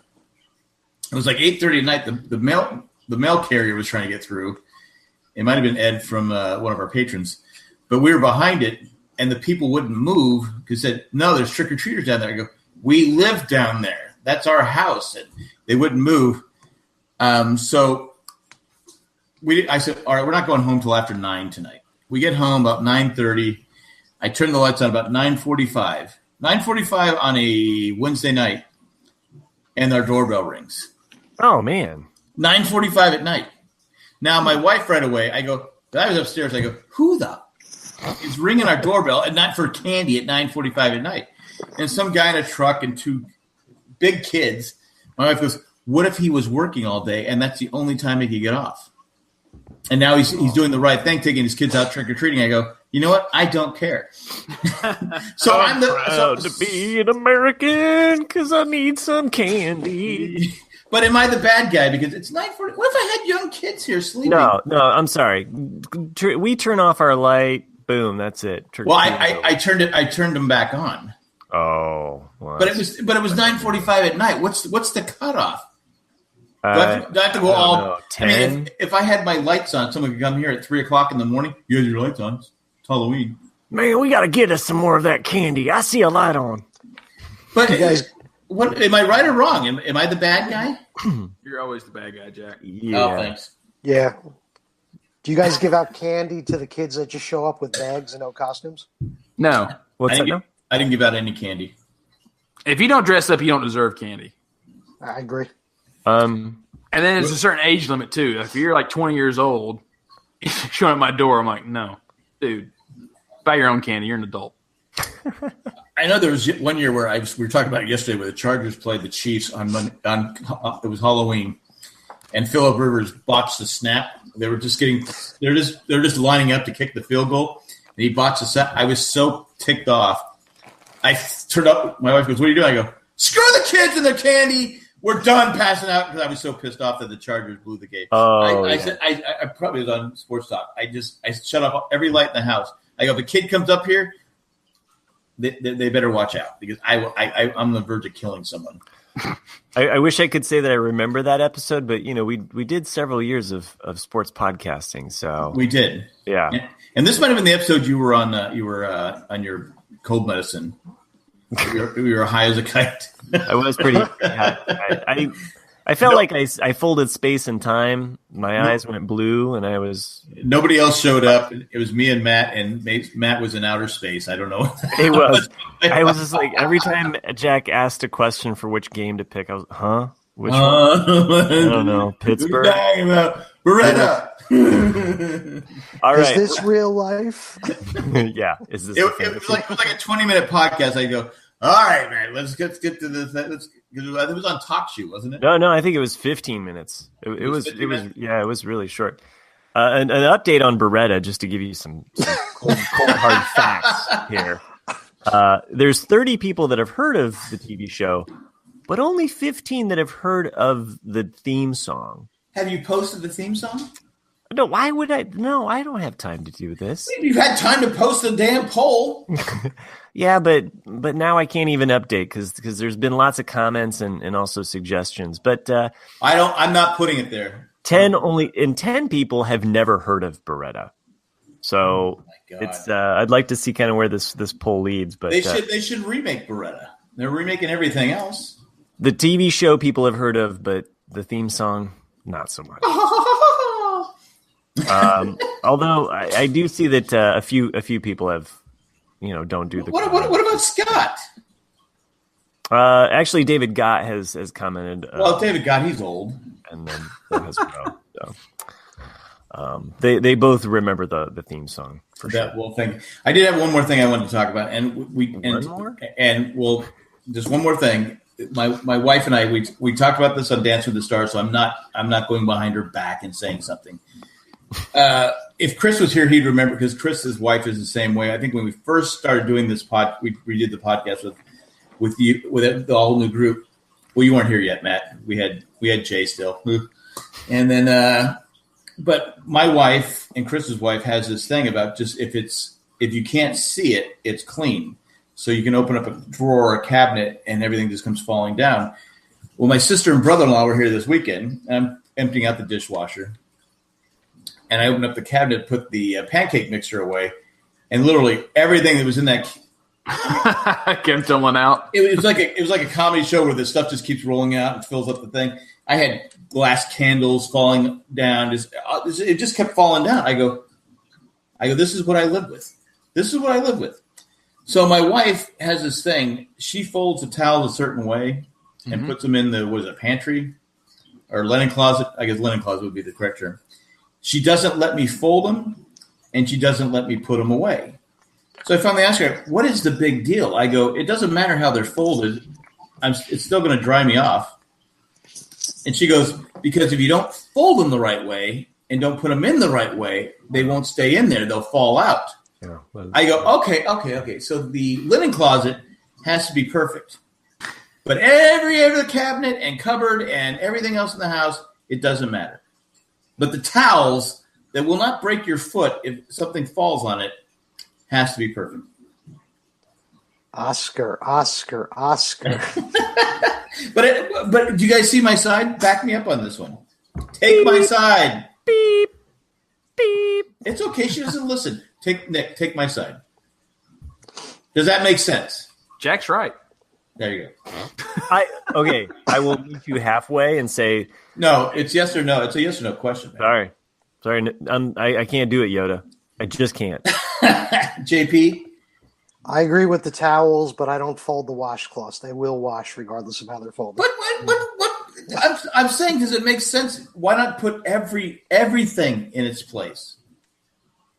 I agree. I'm very anal about keeping my place very clean. My condo is very organized. No, she vacuums 100 times a day. We even have that little robot vacuum that goes around the house, vacuuming the last 2 years. She vacuums. She's anal about cleaning this, but she just shoves things in cabinets. And I literally I've had fits where I just throw the stuff because I get so mad that all this stuff falls out. I go, this is like reinventing the wheel. Why do I have to pick all this stuff up that should just be put in a place? I don't get it. All right, my wife goes a little bit crazy about our napkins. We have cloth napkins. Yeah. And she likes them folded a certain way so they'll all fit in the drawer. Meanwhile, I'm like, I don't know. You fold it this way, you fold it that way, you stuff them in that thing because we're going to use them in about two. But does she just throw everything else in the other closet? No, the things in the other closets are put away nice and tight. That's my argument. But the napkins, though, like she's really like specific. Like she will refold what I've folded for the napkins, and I'm like, okay, I'm just stepping away from the napkins thing. If you're that particular about the napkins, we had a restaurant. We had a restaurant here. It's closed down. But marriage is over. It was a restaurant. It was a barbecue place, and it was one of those mom and pop type. But they had terry cloth towels for napkins because they had so much barbecue sauce. And my wife hated the restaurant because it wasn't napkins; it was terry cloth. Huh. Okay. But it's just to soak up all the barbecue sauce. Yeah. And because of her, it folded because she didn't want to go there anymore. We use cloth just because it's just less on the environment. You're not wasting paper napkins, and you can wash them and reuse them. Well, but you could use. She was not for the paper. She was like you could have regular napkins. She didn't like the terry cloth. Okay. I just didn't get it. Cloth. Yeah, Jack, do you remember when like the public restrooms had that one continuous cloth? Oh yeah, that's gross. My dad used to own a dry cleaners, but they rented out stuff like that if you go to a gas station or a auto shop, they have their name on there and the different. That's what he did. Oh. But those towels They used to do that. They used to bring those in there. But they had these things called shop towels. And I used to go to work with my dad like 4:00 in the morning, not by choice because I didn't get paid, but it was like go there. And he used to think it was funny. He'd make sure they dropped off these 10,000 shop towels. It'd be in this giant pallet with all these things, and they all had to be folded. 10,000 of them. He goes, "Good morning." I go, "Oh God." I go, "Why isn't there a machine for this?" He goes, "Oh, there's a machine you can buy, but I have you."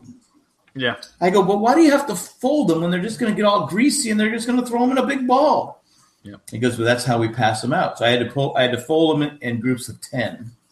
Oh yeah. Well, good, good monotonous work there for you. Sometimes, Dad, it might have been 9, it might have been 11. Take that, Dad. But would you time yourself doing 10 and then try to beat your time? Actually, I would do that sometimes just to keep. I mean, it's 10,000 rags. That's a lot. Yeah, that's a lot. I mean, it was a huge bundle of. It was just. I mean, it would take like 2 or 3 days. I'd hate it. I'd go to sleep with seeing these stupid towels in my dreams. At that age, I should have been dreaming about something else, but I'm dreaming about shop towels. Yeah. I don't know if you guys have ever been a waiter or worked at a restaurant, but that's the people have asked, like, if you died and went to hell, what would you have to do for all eternity? And that's what I'd say, like, roll silverware. Same thing, Jack. Like, I hated rolling silverware more than anything in life because it's completely and utterly pointless. Yeah, because it's just like you're putting the knife, the fork, the spoon in there, roll it up, put it make it nice and pretty for someone just to go boom and knock it right back out. And you're just like, why did I spend 3-4 hours of my day making $2.35 an hour? Rolling silverware. $2.30. That's more than I made working Kentucky Fried Chicken. But whatever a waiter gets, there's nothing. Oh, because you worked on tips. Yeah, you work on tips. But the thing is, you're not making tips while you're rolling silverware. So it's just like, well, you should pay me a regular wage. No, you're a waiter. Like, okay. If you got time to lean. Yeah, exactly. You got time to roll silverware. Yeah. My dad was a printer when I was a kid, and so there was a lot of monotonous things that he would have me collate. So I'd have a job of like 10,000 kind of like envelopes to stuff, lick, seal, fold, collate, staple, just monotonous work that made Gilligan's Island all the more enjoyable. Well, now they have machines that do that. Yeah, Netflix. No, they collate. Oh, okay, yeah. Well, sure they did, but your kid is always cheaper than a collating machine. Oh yeah, and they had machines for collating back then too, but I was free. So yeah, I used to have to put the names on like little round label names, Sam's, that little heat press thing. Did anybody else think that the thing that you dried your hand off, that cloth thing that wrapped around, did anybody else think that was like somebody's dirty underwear? It's what it always looked like, right? Like I was just like, why am I going to put my hands on something? There was that streak in the middle. You can go, wait a minute. That looks ugly. I'm going to trust my jeans over this old man's diaper. But as a kid, I mean, did you? I mean, I was a kid when those things came out. Did you think about it being dirty, or just try your hands? No, I always thought it was dirty. I never touched them. The same as like with aside from the Dyson Jet ones you see more today, yeah. Like those are good. But like the old fashioned that has the button and then the hole, those are even bad for you too because they've shown that bacteria. It blows bacteria out onto your hands because there's so much moisture inside those that it blows it right out. So it's the same with the Dyson, though. If you've seen the thing for the Dyson ones, that sprays stuff everywhere. Does it? Okay. Yeah. The Dyson. So you're better off just not going to the bathroom. And the Dyson one, by the way, is not great if you have a hand deformity. So. Right. Yeah. It really is. Like I can't even use it, and so I'm actually insulted by it. So it's one of those like moments where I'm like, file a lawsuit. The old-fashioned hand dryers that you'd find in the bathrooms. I used to like how like the instructions were always changed, so it would say push butt to begin. Oh yeah. It was always a vandal's dream. Yeah, like those were like up and coming. Like that was like pre-Banksy. It was like the early Renaissance of graffiti art. Now we're in high Renaissance. My first hand dryer experience was in Gettysburg. at the battlefield. And I remember asking my dad, I came out and said, was that from when the war was? And he goes, yes. I said, okay. But there's some shop towels you can go fold. Wow. I was a lot younger then, but I said, I just thought that is. And I remember coming home and telling the kids in California, yeah, they had these hand dryer things in the Civil War. But you only point them north. I don't know why I got beat up so often, but that was a. Well, it makes sense. Franklin basically invented electricity, and then it is Pennsylvania, so. You ever been to Gettysburg, Nick? I have. You ever go, this is where it all went wrong? 1991. You all said, this is where it went wrong. We had it. We had it. We did, up until that point. Yeah. Hadn't lost a battle. Yeah, and you go, man. I bet you didn't like that season. That was probably... Yeah, that was not the good season. Yeah.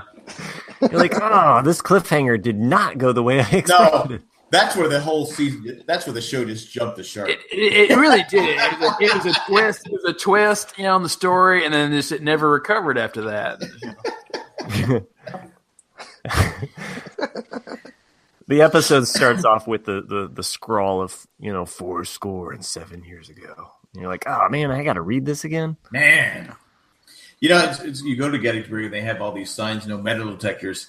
Which makes me want to take a metal detector there. Well, it's because they still find stuff all the time. I know. I mean, how could you not? I mean, it's a huge, and there's 60,000, 70,000 people there fighting each other. The professor I took the most during my history degree, he did that because he was from roughly that area. I want to say he was from Maryland, but he would talk about that. He's like, yeah, he goes, I found a bayonet still standing in the ground. And you're like, wow, it's been 150 years and you still find stuff just out there in the grass. But you can't bring no metal detector. Yeah. But I found another. I get it because as an archaeologist, it's because it's once you take something out of the ground, it's forever gone. You don't get the historical context of where it's at and the position that it's at. And it's gone except it's on eBay. Well, yeah, but I just meant. It's like cheating, You're like, no, you got to find it on your own. I mean, I had people that I'd be, in a microscope in the office, and people would come in with Clovis points, which are the oldest arrowheads there is in North America, which are almost they look like spear points for anyone out there that people don't know, and they're worth roughly about $1,000 a piece if they're completely intact. Right. And people come in and go hey, what can I sell these for? And I'm just like, well, technically it's illegal to remove them, but you can get about $800, $900 for them, and then I just turn around and go, all right, thanks. And just like, all right. Well, I'm at least going to get $700. Yeah. But I know it's illegal. But you have to have someone who really wants it though. Right. It's like when you watch that Antiques Roadshow, which every now and then I'll catch or I get sucked into. I'm like, oh wow, never seen it. You've never seen the Antiques Roadshow? No. Do the theme song, Matt. It interfered with his Beretta time. I think it's like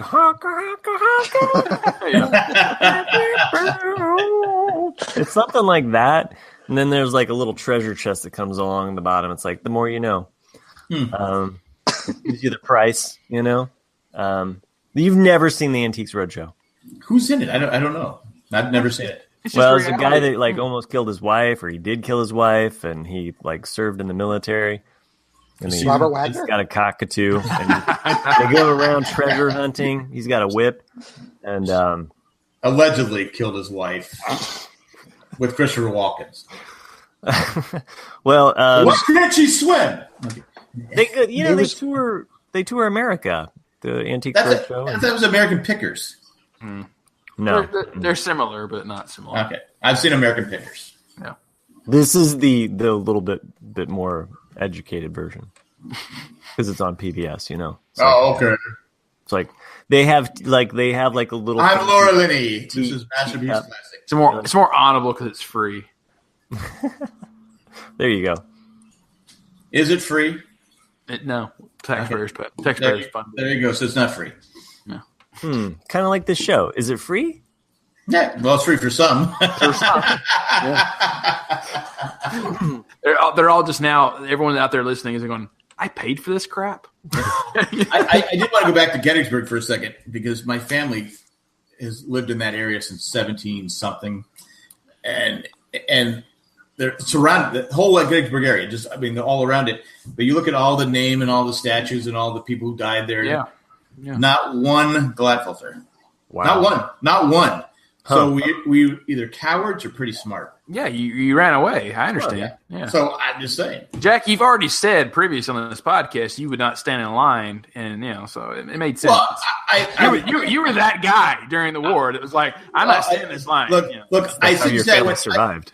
I didn't say I wouldn't fight, but it makes no sense for me to shoot one time and then reload and be picked off one by one because I got to reload. You got to do it. Show us how you reload again. How else do you do it?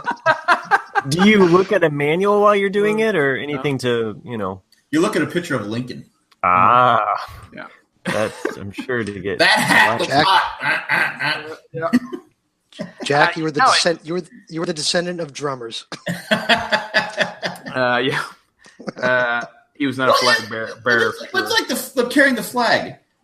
It's like a 50-50 shot of what side I'm on. No, they know who we are. Why don't we carry the flag? It's just the way it was done, Jack. Again, okay, but am I right? It's the same with the piano player. They always say don't shoot the piano player because that person in the war is really important. Who's carrying a piano in the war? I assume there's a piano. Liberace. Elton John and Liberace go to battle. They're like moving along, like and like the drummer's going. Is that where they got dueling piano players? I think so. Okay. Pretty sure you can look it up. Fact check me on this stuff. Aaron Burr and Alexander Hamilton were actually piano players. They were dueling organs. Yeah, there you go. Your song is killing me. Which brings it kind of back to the beginning of the show. I was going to say, it's like the opening of the show. Gettysburg is the best, by far, the best battle site in the U.S. Preserved. It is fascinating. Because, I've been to Chickamauga and Shiloh and Fredericksburg and you're just making up names now. Actually, he's telling because when you drive up when you go the 90, is it 95?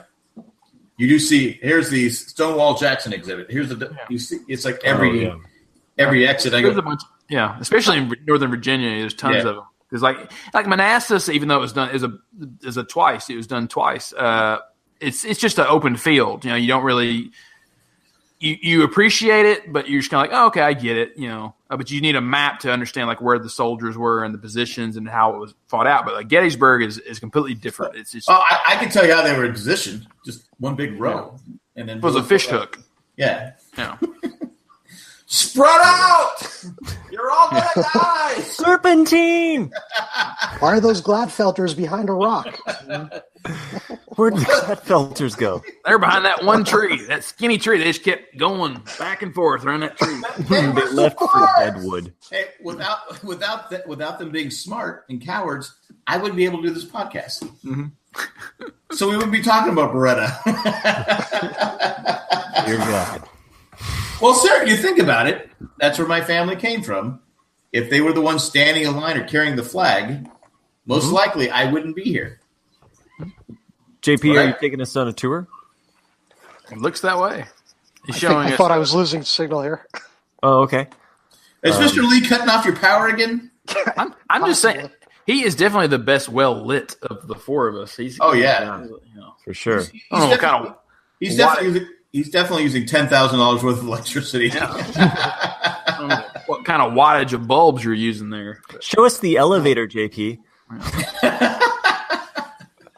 There's my mother's creepy statue. Oh, okay. Oh, that's well, Matt like this is art, right?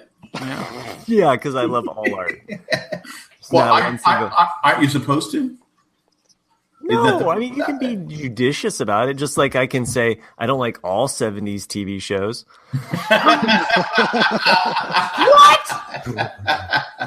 What 70s TV show do you hate? I don't know if I hate on any in particular ones. There's just some that I just don't resonate with me. That you've never seen. You haven't taken the time. Or that I did see at one point and said, whatever. There's a Nazi in that one. I'm not watching it. I'll get around to height. Oh, wait. Getting high in the castle. But Hogan's Heroes, okay. I'll watch Hogan's Heroes. Stupid, politically correct Archie Bunker. Jeez. Matt didn't watch it. I wasn't allowed to watch Archie Bunker, so too much. It was called All in the Family. I know that. Why did you hate family? It was all in the family. It was all about family. I don't know. Ask my dad. Okay. Oh, he didn't like it. I was subjected to a lot of MASH. That was growing up. That was the one thing that I saw again and again. TV went downhill for Matt around when Jackie Gleason died. So it's just not. That's JP's hero. That's my hero. Seriously, right here, Nick, right here. Oh, okay. He got us confused. I understand. We look a lot alike. It's the accent and the glasses. Yeah. Oh, now you take the glasses. Jesus, you're twins. You better watch out. Better watch out, Matt. You're gonna have a $10,000 electric bill sent to your house. Yeah, split seat. It's like I said on address, Matt. It's like I said on the other show with JP. I said, it's not New Jersey if somebody's not screwing you over or you're not screwing somebody else over. So seems to. Are you sure the Sopranos didn't build this house? I'm rewatching Sopranos actually. Whoa! Never seen that show. I kid. I figured you were joking because I stopped. I was like, come on. The theme song to that's like. It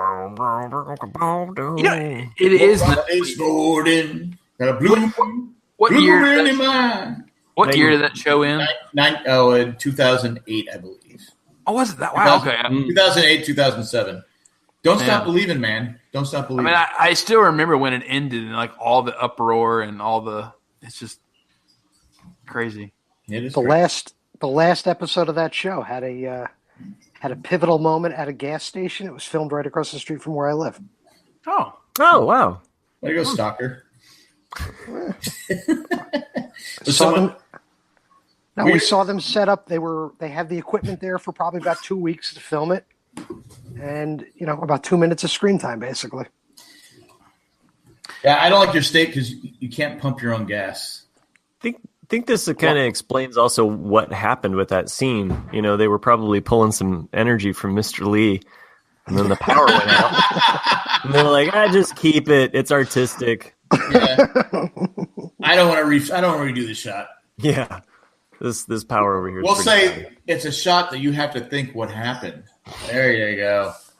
Why would you want to pump your own gas, Jack? I want to pump my own gas. I always feel like do I tip the guy that pump or person? No. But I do. I tip them because never. They're doing a service. I mean, no. So I will stop in Delaware, New York. I'll tell my wife, I go, wait, how far are we from New Jersey? Wait, roll down the windows. Okay, we're getting close. I go, I need to, because it stinks. I will stop in Delaware and fill up, or New York. I will not pump gas in New Jersey. I want to pump my own gas. Wow. Oh, I've been doing the smell. You like the smell on the gas? No, I've been. Like I said, I go, yeah. Here's a couple bucks. They look at you like, what? I go, here's a couple bucks for pumping my gas. I feel like I'm obligated. I've never tipped them. Why? You tip your waiter, right? Because they roll napkins. Do you tip your urologist? Depends how cold his hands are. He tips you just like your proctologist. Yeah. And they roll something else. Yeah, I tip them to not do things. I'll give you $20 if you just say you did it. Yeah. I don't know. I don't like getting gas in New Jersey. Huh. Wow. You don't have to get out of your car. You stay warm. I'd rather get out of since I started driving, I've had to pump my own gas. Now, when I was a kid, we'd go to the gas station and my dad, it was like 17 cents a gallon, 20, whatever it was. And they'd give you like all these like charger glasses, or that's how our silverware, like we had like our bowls to eat cereal were like butter cups, like the butter were actual bowls that not today where you throw everything away and you have to recycle and stuff like that. You actually you would take the bowl once the butter was done, and your mom or you'd have to wash it out, and that would be your cereal bowl. Any kind of bowl, any kind of plastic thing you used it. It was usable. And my mother actually has like those little glasses to drink juice from. They're all like those little shrimp cocktail glasses. Oh yeah. Yeah. I mean, that's what I'm saying. They gave you stuff to fill up your tank of gas, and they would check your oil. They would fill up your tank. If I grew up in that, if I started out like that, I'd be. It's just something about I want to pump my own gas. I'm going to do that. Yeah, so there are people around here. They'll get very adamant if the guys, like when they unscrew the cap, if they don't hang it on the door, just let it dangle against the car. Yeah, I've seen people get pissed at that. Well, it's going to scratch the car. Yeah, of course. Mm-hmm. Huh. It's the same as think about like old Vets, like Corvettes, where the gas tank was in the very back, on top of the rear, not in behind the license plate. Yeah. And you always had to lift the cap and then have like a rag to put the gas in, because if you took it out and it dripped on the paint, it's going to erode the paint. So it's just like in particular. How many of us actually drove a Vet? Oh, I've never driven a Vet, but I've ridden in several. What about that weird where the gas tank was on the Family Queen Truckster on the corner of the hood? Yeah. Oh yeah. I had a rental car once where I couldn't find it, and it was in the back. I'm like going, where the hell is a stupid gas tank at? I'm looking around going, and finally I found it. It was meshed in with I think maybe behind the license or something like that. Yeah, a lot of them. Oh yeah. But I couldn't find it. I'm like, where the hell is the gas? Where do I put the gas in this thing? People are looking at tires. Have you ever done that? What? The tires. Has anybody ever put gas in their tires before? Jack, I would think you would know that though, because a lot of early '70s cars, that's the way the gas is. You used to have a spring-loaded license plate. You just bring it down and fill it up behind the plate. But this was like 20 years ago. I mean, it was a rental. I mean, it was.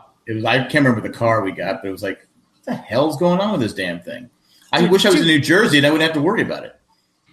To be fair, the DeLorean does spit out fire behind the tires as it jumps to. Well, I don't have a DeLorean. Okay. And I just always assumed that. And there's nowhere here where you can go 88 miles an hour. Did you ever have a car where the high beams were on the floorboard?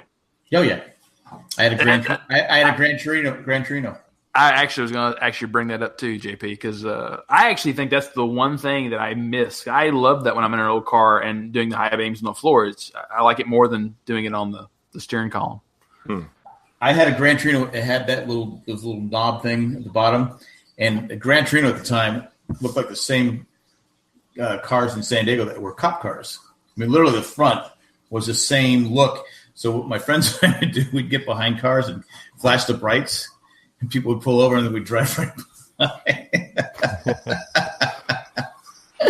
I'm not proud of it, but when I was 17, I think it was my first or second car, I had the neon lights underneath the car. Oh yeah. So I used to pull up behind people. I had a blue light. I would pull up behind people and flash it. That's illegal. I know. Yeah. A lot of people, like where I grew up, they'd have the clear light that would it'd freak people out. But the blue, actually having a blue light or a red light it's illegal. We had obviously Nick, you've been to Comic-Con. Mm-hmm. So before they built that all up and stuff like that, I had a friend that he went to Humboldt State. So he just, if you know anything about Humboldt State, they were for the passage of pot being legal a long time ago. But he had a station wagon that had a cop light, those bright cop lights that you put on your thing, and you shine on people. So there was a lot of hookers down there, a lot of drug dealers down there, and so we would drive around looking for them. We shine them bright. Vice! And they'd all we never got shot, but looking back on it, it was probably not the smartest thing to do. But yeah, it was good times. That was the one where he was with us, and it was like 4 of us, and we may have been smoking something illegal. Went to Jack in the Box, got our order. Banana peels? Banana peels, yes. And so we're waiting there, waiting, and then finally, about 15 minutes later, go, where's our food? PCP? They go, we put it on the counter here 15 minutes ago. We never got it. We're hungry. Where's our food? So we demanded more food. I guess someone stole our food. Oh man. Probably some other high weirdos. Yeah, but we ended up getting. So it's like JP and the electric bill. You know? Yeah, exactly. Pass it on. That's what you should really kind of, I think, JP do is like do like a little campaign to try to get Mr. Lee to just pass on the generosity. Yeah. He's going to get a hell of a refund, that's for sure. Is he getting a refund no matter what? Or do you have to pay first before he gets a refund? He's probably just got. He's just probably had store credit, like $10,000 worth of store credit. Yeah. That's not bad though. Yeah. Store credit. I was talking to someone. I'm 88 years old. You think I'm going to use $10,000 worth of electricity? Just have everything on from that point. I was talking 2 microwaves. Yeah. I was talking to someone this weekend who said their electric bill during the summer in San Diego was $700 plus a month. But luckily the person worked for the electric company for years and they get some kind of discount, so it got down to $500 something a month. But $700 a month. How do you get a discount for working for the electric company? That's wild, huh? You get a discount, and even if you, I guess, if you're still under, if you've gone so many years, I guess you get the grandfathered in. Well, that's what cracked me up. Like even work at any retail store. If it's when I worked at Best Buy, every DVD Blu-ray I got was $5. Pretty much everything was at cost.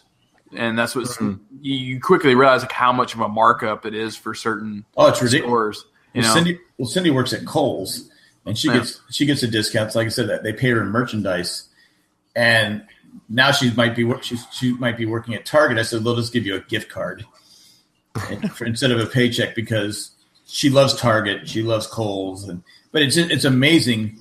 I mean, there's people that come. I told Cindy, I go, they must. Because they buy a lot of stuff and they get like $2 or $3 once all the discount comes in. I go, I bet you they go put that on eBay.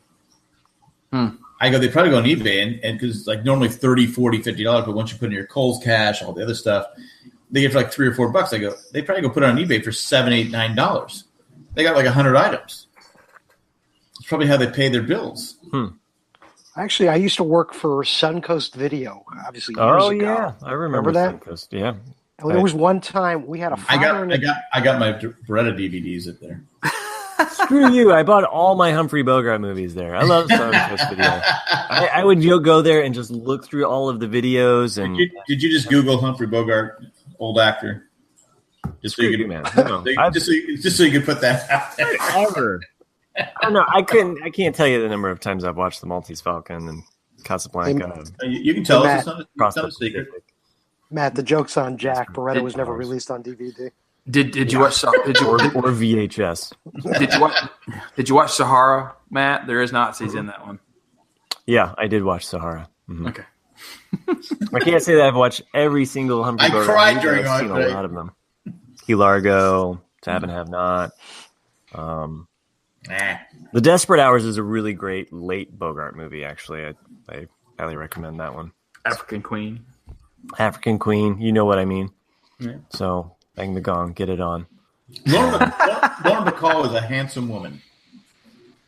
Apparently, like she coined the term the Rat Pack. Oh yeah, I heard that. Yeah. So it happened to do with was Bogart in the Rat Pack, or she was dating? No, but it was because they were over at the house and they'd stayed up all night drinking and playing cards. She was name dropping. No, yeah, she came down and she was kind of upset by like the fact that they had been up all night drinking, smoking, and playing cards or what have you. Bogart was with them, but it was. I call him Bogey. Mm-hmm. Okay, yeah, I see how you are. So anyway, and then she said, "You guys are just a bunch of Rat Pack, or you guys are a Rat Pack. Get out of here, or whatever." So I don't know. You can look it up. I believe you. I think I've heard that story before. But so why wasn't Bogey belong? I mean, it was Sammy Davis, Sinatra? Well, it's just, he's Dean part Martin. of a different generation. It's not like he was running around with those guys. He just was hanging out with them. Okay. So he would have been more kind of like He would have been more of kind of like the. I don't know what you call it. I mean, you had a couple guys there that you're like, what was this? What was the guy's name? Not Jerry Lewis. Had a talk show for a while. Morton Downey Jr.? No, not Morton Downey Jr. No, I mentioned Dean Martin already. But you have to think about it, though, like Humphrey Bogart was probably at least 20 years older than those guys. Oh, so they were ageisms. Well, think about I think they just looked up to him more of kind of like a father figure, a grandfather figure, not a grandfather, but you know what I mean? Like they kind of looked at him as like kind of like more of like a. Well, he was like the guy, Bogart. Yeah, he was the guy. He was the guy that they looked up to, but he wasn't really part of the Rat Pack as far as being like running around with those guys. Well, one of the Rat Packs was what's his name was he married a Kennedy.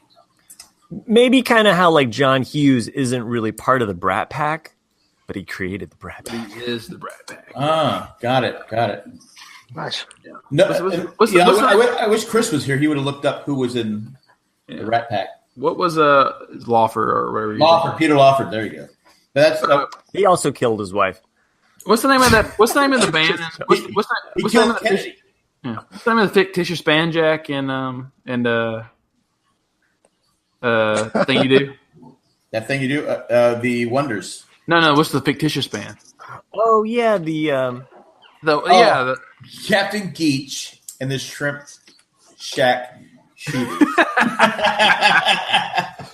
For anyone out there, you should have seen the video of Jack actually stopping his mouth to enunciate that word. Captain Geach and the Shrimp Shack Shooters. Captain Geach. They're both fictitious bands. I mean, neither one's a real band. That's true. Yeah. Believe it or not. I'm walking on air. What was I going to say? What is it? Oh, the Rat Pack. Yeah. So you have Frank Sinatra, Dean Martin, Sammy Davis, Peter Lawford, and there's one more, isn't there? There's like 7 of them. Oh, right. But there's but the main ones. But there's other ones that rotated in and out, were sometimes considered, sometimes not considered. Oh, sure. Like Lou Ferrigno. Yeah, it's like Ramblecast hosts. I'm gonna give 110% Mr. Trump. Yeah. That was What's that? That was Lou Ferrigno on the Apprentice. Okay. I know there were several that kind of rotated in and out there. There was a comedian. I can't remember. Well, Jerry Lewis and Dean Martin were kind of part of the Rat Pack, I thought. Jerry Lewis was never part of No, Jerry Lewis was never part. Okay. Hey, lady! No, he wouldn't. Because they broke up in 56, I think, or 55, and the Rat Pack wasn't really established until like 60 or 61 or something. And they didn't even shake hands. You're forgetting 75. You're forgetting Joey Bishop. Joey Bishop. That's what I was trying to think of. Joey Bishop. Of course, everyone out there that didn't know Beretta is not going to know who Joey Bishop is. I don't know. I know Joey Bishop over the Beretta theme song. He invented chess. Yeah, he did, didn't he? Yeah. Anyway, it's strange. I mean, because I tend to take Dean's side on that. Because Jerry had. I don't know. Dean was second fiddle to Jerry, and I love Jumpin' Jacks and some of the movies they made, but I like what Dean did on his own too. Well, it's one of those things where they broke up, but yet they still had successful careers. Yeah, they did. Yeah, I mean, a lot of times people. Simon Garfunkel. They both went on wildly successful, equally important. You've come crawling back to me. Saturday Night Live episode. I mean, Paul Simon did win 2 Grammys after, so. We're talking about Garfunkel, though. But Garfunkel, yeah. He invented like a cure for cancer or something, I think. I'm just making. This is the part of the show where I just make up crap. Yeah. He toured with Chevy Chase, didn't he? Yeah. Chevy did write pretty much the whole Graceland album. I get it. I actually did have someone argue that to me once. I was in the car singing "Call Me Al." It was on the radio, and someone, this is the song that Chevy wrote. Like, what? Yeah, Chevy Chase wrote this song. I was like, no, he was lip singing in the video. No, he wrote, and they were 100%. Man walks down the street saying, "Why am I the middle down?"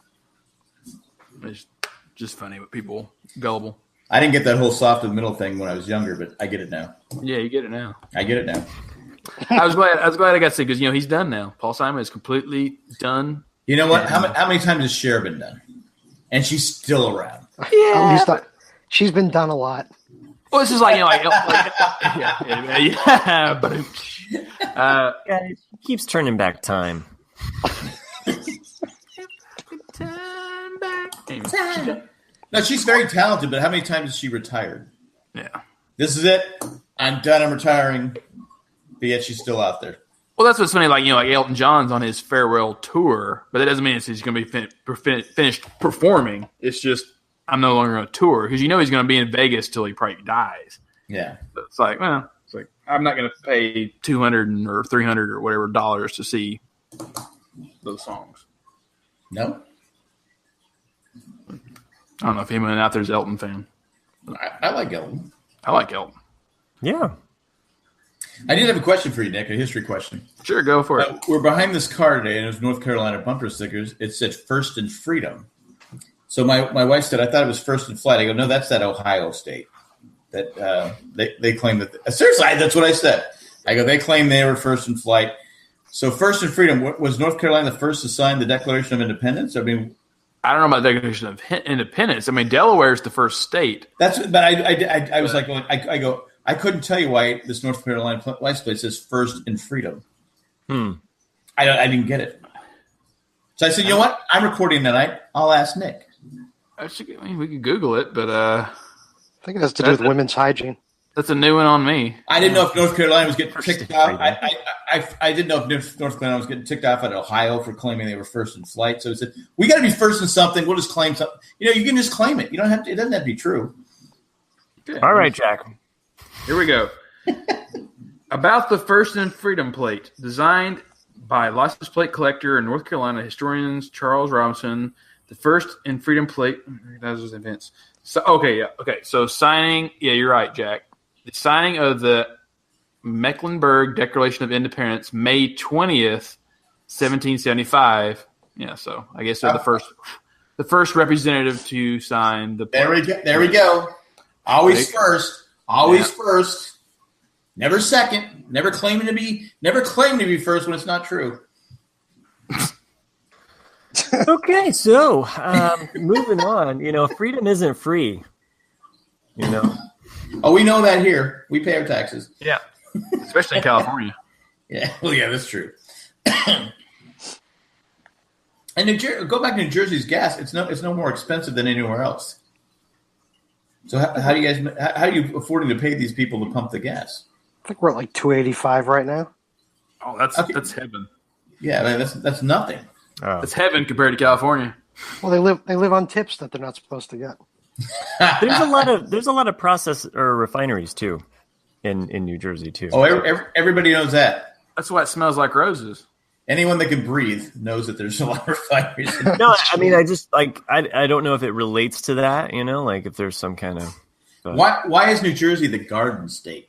Everyone asks that. Is that just like a thing to take people off the scent? To quote Sandra Bullock, which is not going to be right, but because to put petrol and chemical refinery state on the plate is a bit too long. That's why I say the Garden State. I'm asking you. Oh, why is it? Honestly, I don't know. It's false advertising. You live there. It's because We Love New York was already taken.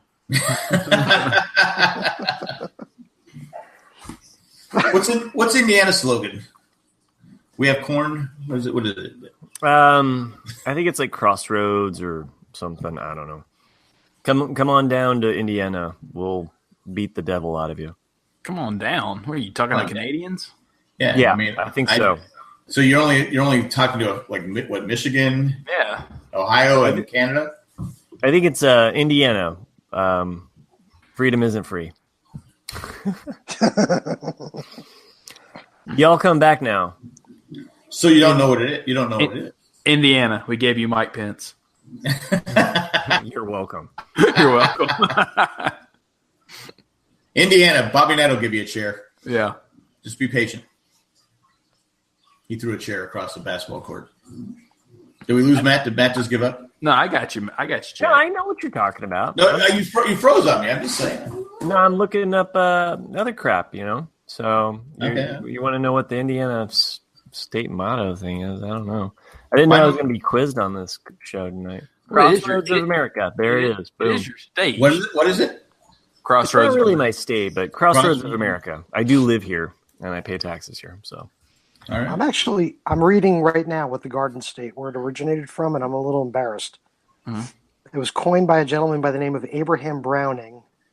Garden State. Browning said that our Garden State is an immense barrel filled with good things to eat and open at both ends, with Pennsylvania's grabbing from one end and New Yorkers grabbing the other. All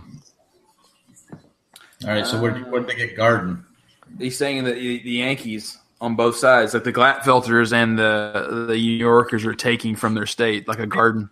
I think we talked about that. That's the Devil's Triangle right there. Yeah, exactly. You got one person on one side and another person on the other. So basically, New Jersey's the finger cuffs between Pennsylvania and New York. It's just like okay, so you can blame my. Thanks for the visual representation there. That was nice. We're the wobbly H of Pennsylvania and New York. Do we have any reviews that we can give away a prize? Let me look up. I don't think Matt's drawn anything yet. I have not really drawn anything. I've been doodling, but I don't have a decent drawing today. What's the best, What's the best response from the Beretta thing? I'm no longer on the Beretta poll. I got the last poll results as 38 have heard of the TV show, 20 have heard of the theme song, and 13 have never heard of Beretta. All right, so the 13 never heard of it are ineligible. They get nothing. What? No, I'm not. I don't have anything to give away. I'm sorry. I need to actually give a shout out to Drake. Apparently, he still hasn't gotten his in the mail yet. So I will get something out. So he's from South Carolina, last in mail delivery. Apparently, I don't know. Something happened. I think there might be a Carolina Triangle. Someone stole it. Where mail goes. So Drake's still our last review. So you're letting us down out there, people. But I do have someone that I think won the Pringle cut, the hat, the robot award. No, the Pringle cap. Didn't you draw? Oh yeah, you did. Pringle cap. I still have that around here somewhere. Which is one of my favorite ones. I do have the address for that person. Oh great! I will send it to you. I meant to do that today and I forgot. I'll be honest. No emails? No calls? Nope. Well, I can't. No emails. I can't play any calls, guys. I know. No emails from July, August? No, we've cleaned up all those. If you'd like to send an email, it's rambleafterdark@gmail.com. Once again, what is it? Or is it Ramblecast after? Is it Ramblecast after dark? hold on. The broadcasters3@gmail.com. Tiny bubble living in the sun. Looking up the things on the website now because we See don't know. What's the Beretta song? Sugar. Don't do the crime if you can't do the time. Yeah, don't do it. And I like to imagine like some crazy psycho with like a knife on the stereo. He's looking in the mirror of the knife, and he's like in a little game with the knife, and he's like, It's not that. It's oh, okay. Kooky, don't forget your comb. It's rambleafterdark@gmail.com. Once again, that's rambleafterdark@gmail.com, and we have no emails. No emails. So I don't feel bad about not having a drawing. No, it's their fault. Place it on. That's good. Let's just keep placing the blame on other people. You want to take the blame? You've been recording for 2 hours. I have taken a lot of the blame for Beretta. So. Blame Jersey. Blame Jersey. I could do a Sammy Davis Jr. drawing real quick. I don't think people want that. Yeah, I could do it. You could do it? Yeah. Stay right there, Nick. Anyway. Well, I'm ready to go watch the rest of The Punisher, and get shame on you. Get caught up on the show you're supposed to be watching. Oh, whatever. I'll get to it. So I got time. You're gonna feel really bad when next week when Chris and Jack and I just start talking about High Castle for probably because I'm gonna fall asleep. A solid hour. It's gonna be the whole podcast. The whole podcast. Oh, get ready for a snooze fest next week, guys. That'll be a good skip episode for me. Thanks. Okay, sure. Well, JP, we're glad you could join us. Hope that electric bill gets worked out. My pleasure. And tell us, if you ever have any friends in low castles. I got friends in That's been my pleasure. Thank you. No, we appreciate you having you on and filling in for Chris. Usually it's Chris that just picks on me, but tonight I got Jack. So someone had to pick up the slack. Well, you had to make up for me throwing Nick under the bus earlier. So what, a song? No, basically, you know what he did.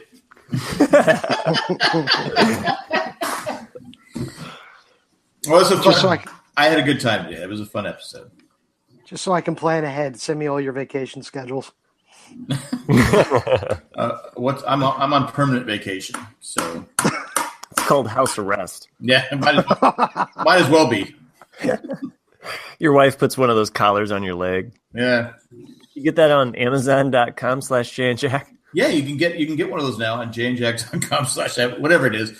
You shop Amazon. Who does? Christmas is coming up. We finished.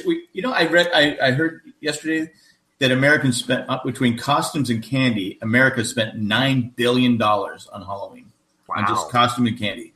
$9 billion. I did have one listener message me on Facebook and ask, I know Jack can see what people are buying on Amazon/JandJack, but do they know who the person is who's actually buying it? Because they were, I guess, a little concerned that they were buying something that they didn't want Jack to find out about. Well, to be fair, I haven't even gone on that site I haven't gone on there to see what's going on in months. But I don't think I can. I don't think I can see who bought. I can see what was purchased. Yeah, I think they were concerned that their blow up love doll of Chris Evans. But I will go look up and see if that happened, and I could probably do some research. No, I can't. I can't tell who bought what and what bought who. If you're in my area, I might actually be the person delivering to you. I just signed up for Amazon Flex recently. Oh, my wife and I signed up for that, and we got ignored. So what is Amazon Flex? Oh, that's where you deliver it, right? Yeah, exactly. Yeah, right. I've done it for about a week so far. I made about $200. I think Vice News covered that like a while back about some people like this all. It's kind of like how Uber and Lyft. Originally it was just kind of hey, if I'm driving somewhere and you need a lift, I'll pick you up, and we'll go there. And then now people are doing it for a living, and same way it's Amazon Flex is. How soon after you signed up did you were allowed to do it? I'll say about a week and a half. Yeah, we signed up about 3 months ago. Nothing. But they did an ID background on you. They're like, have you listened to this guy's podcast? Did you check the Jay and Jack email to see if it was sent there? My wife actually filled it out, so. Oh, okay. We're a little disappointed. Yeah, Were you saying something? Because I felt like we interrupted you, or I did. I'm used to it, so that's fine. I think I interrupted you. I wish I could play the Incredible Hulk music every time you kind of go into that. No, like the piano music or that's Jurassic Park.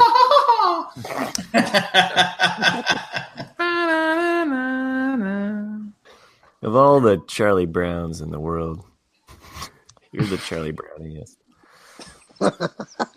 What is that from? I think he just made it on the fly. Oh, okay. It's from Charlie Brown. Who's Which that? episode? Which? I think it's the Christmas one, or the one where he finds out that he has HIV. It's the one from the 90s. You guys didn't see that one? That was maybe the worst joke I've said on the show, but It's like Liam Neeson trying to get into comedy. So they need to go and find out what's going on with the little redhead girl, then, right? yeah, Yeah, I think so. Yeah. That was Matt, by the way. That was Matt. What's the JP's email still addresses? losing on that one. So, Charlie, what were you doing in the 80s, man? If you want to respond to that comment, I like broadcasters3 at Gmail. I like Bon Voyage, Charlie Brown. I think for sure that one's in the 80s. Is that the summer camp one? No, that's a different one. Gotta go. Bon Voyage, Charlie Brown. I think it's like early 80s. And it's where they go to Europe and they spend time in a chateau, and it's good. They run into the Griswolds. Is that the one where Charlie Brown has a small dinghy? Oh, man. Now, that's the stuff. That's the summer camp one. I think that's the Thanksgiving one where they come across on the Mayflower. I like Snoopy goes and gets drunk off of a root beer, and he goes to Wimbledon and like destroys Wimbledon. And, Oh yeah, that's right. Well, he probably pees on the grass. well, now like he goes and plays. You never see his opponent, but he keeps losing, and then the umpire, Play, please. ref, whatever, play please. Yes, Play, the please. ball clearly hits outside the line, and Snoopy gets mad because it's a bad call until he pulls a McEnroe and starts destroying the racket. He's like, "Mr. Snoopy," and then he's like, "Ah!" You know, like it's a pretty good. When Snoopy talks, that's always my favorite. When he laughs or cries, it's exactly. And Matt, you would watch Peanuts? I mean, the Red Baron was a Nazi. I loved Red Baron. No, War I. Okay. That's not it. I'm making up my own Beretta. Now you're starting to piss me off. Go Beretta yourself. What was Nick? What was the Charlie Brown with the spelling bee? Oh my God. Charlie Brown loses because Lucy pulls the letters out from under him. Charlie Brown and the Challenger.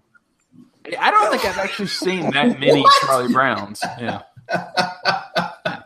Wow. No, it was a Rocky one. Oh, okay. Charlie Brown and the Challenger. I don't know what you're talking about. I was thinking something else. Woo! Yeah, good save there, Matt. You got dark. We should put a fork in this thing. Yeah. This is a bit of marathon podcast here. I think this is the longest JP has gone. I know, podcast. As long as JP is gone, he has to go out and get someone's hair. It's ridiculous. I'm glad I don't have to sit for 2 hours and listen to this one. And if you're fortunate enough to be a patron, and anything that a patron can do helps us out. But this time, I'd like to thank. Go to jayandjack.com, click on the little button that says Become a Patron. But this time, we're going to thank 5 patrons: Tack from Tokyo, Eckhart Richter Glaffler, Ed the Letter Carrier, Maggie Magnificent, and Joanne with a Plan. Thanks for doing what you do. Thanks for everyone that helps us out. And Nick, I don't want to see you in that Dodger shirt again. Okay. That's all I got. Send your hate mail to Matt. At gmail.com. Great show, guys. That was one in a million. That's a great drawing. Who's that? Is that Jack? No, that's Beretta, dude. Oh, is that Beretta? Oh. Yeah, that's my interpretation of I figured it Beretta. was Jack when he had hair, like, you know. It's closer to me, though. But who gets that picture? I don't know. Tune in next week. What's that in Beretta's mouth? Is that a toothpick? Oh, you know what? I can always send this to Drake. So since I owe him a drawing, so it's a match, isn't it? Is that a match or two? Yeah, it's a match. He's supposed to be pulling a Stallone. So Stallone. Anyway, I thought you said a Beretta. Whatever. They're both BAs. Great show, guys. I guess. Greatest Stallone movie ever? Rhinestone? Yeah. Rhinestone. Oh God! He didn't Stop do. or my mom will shoot. He didn't do. He didn't do Rhinestone. Was it Rhinestone Cowboy? He didn't do Right, Rhinestone. no, not Rhinestone Cowboy, just Rhinestone with Dolly Parton. If you have not seen that movie, Jack, you need to see that. I have seen it, but Rhinestone Cowboy was John Travolta. John Travolta. That's right. You've never seen Rhinestone? You didn't see Rhinestone. Yeah, an American classic. You see Sylvester Stallone sing at least 4 or 5 songs in that movie, and that man cannot sing.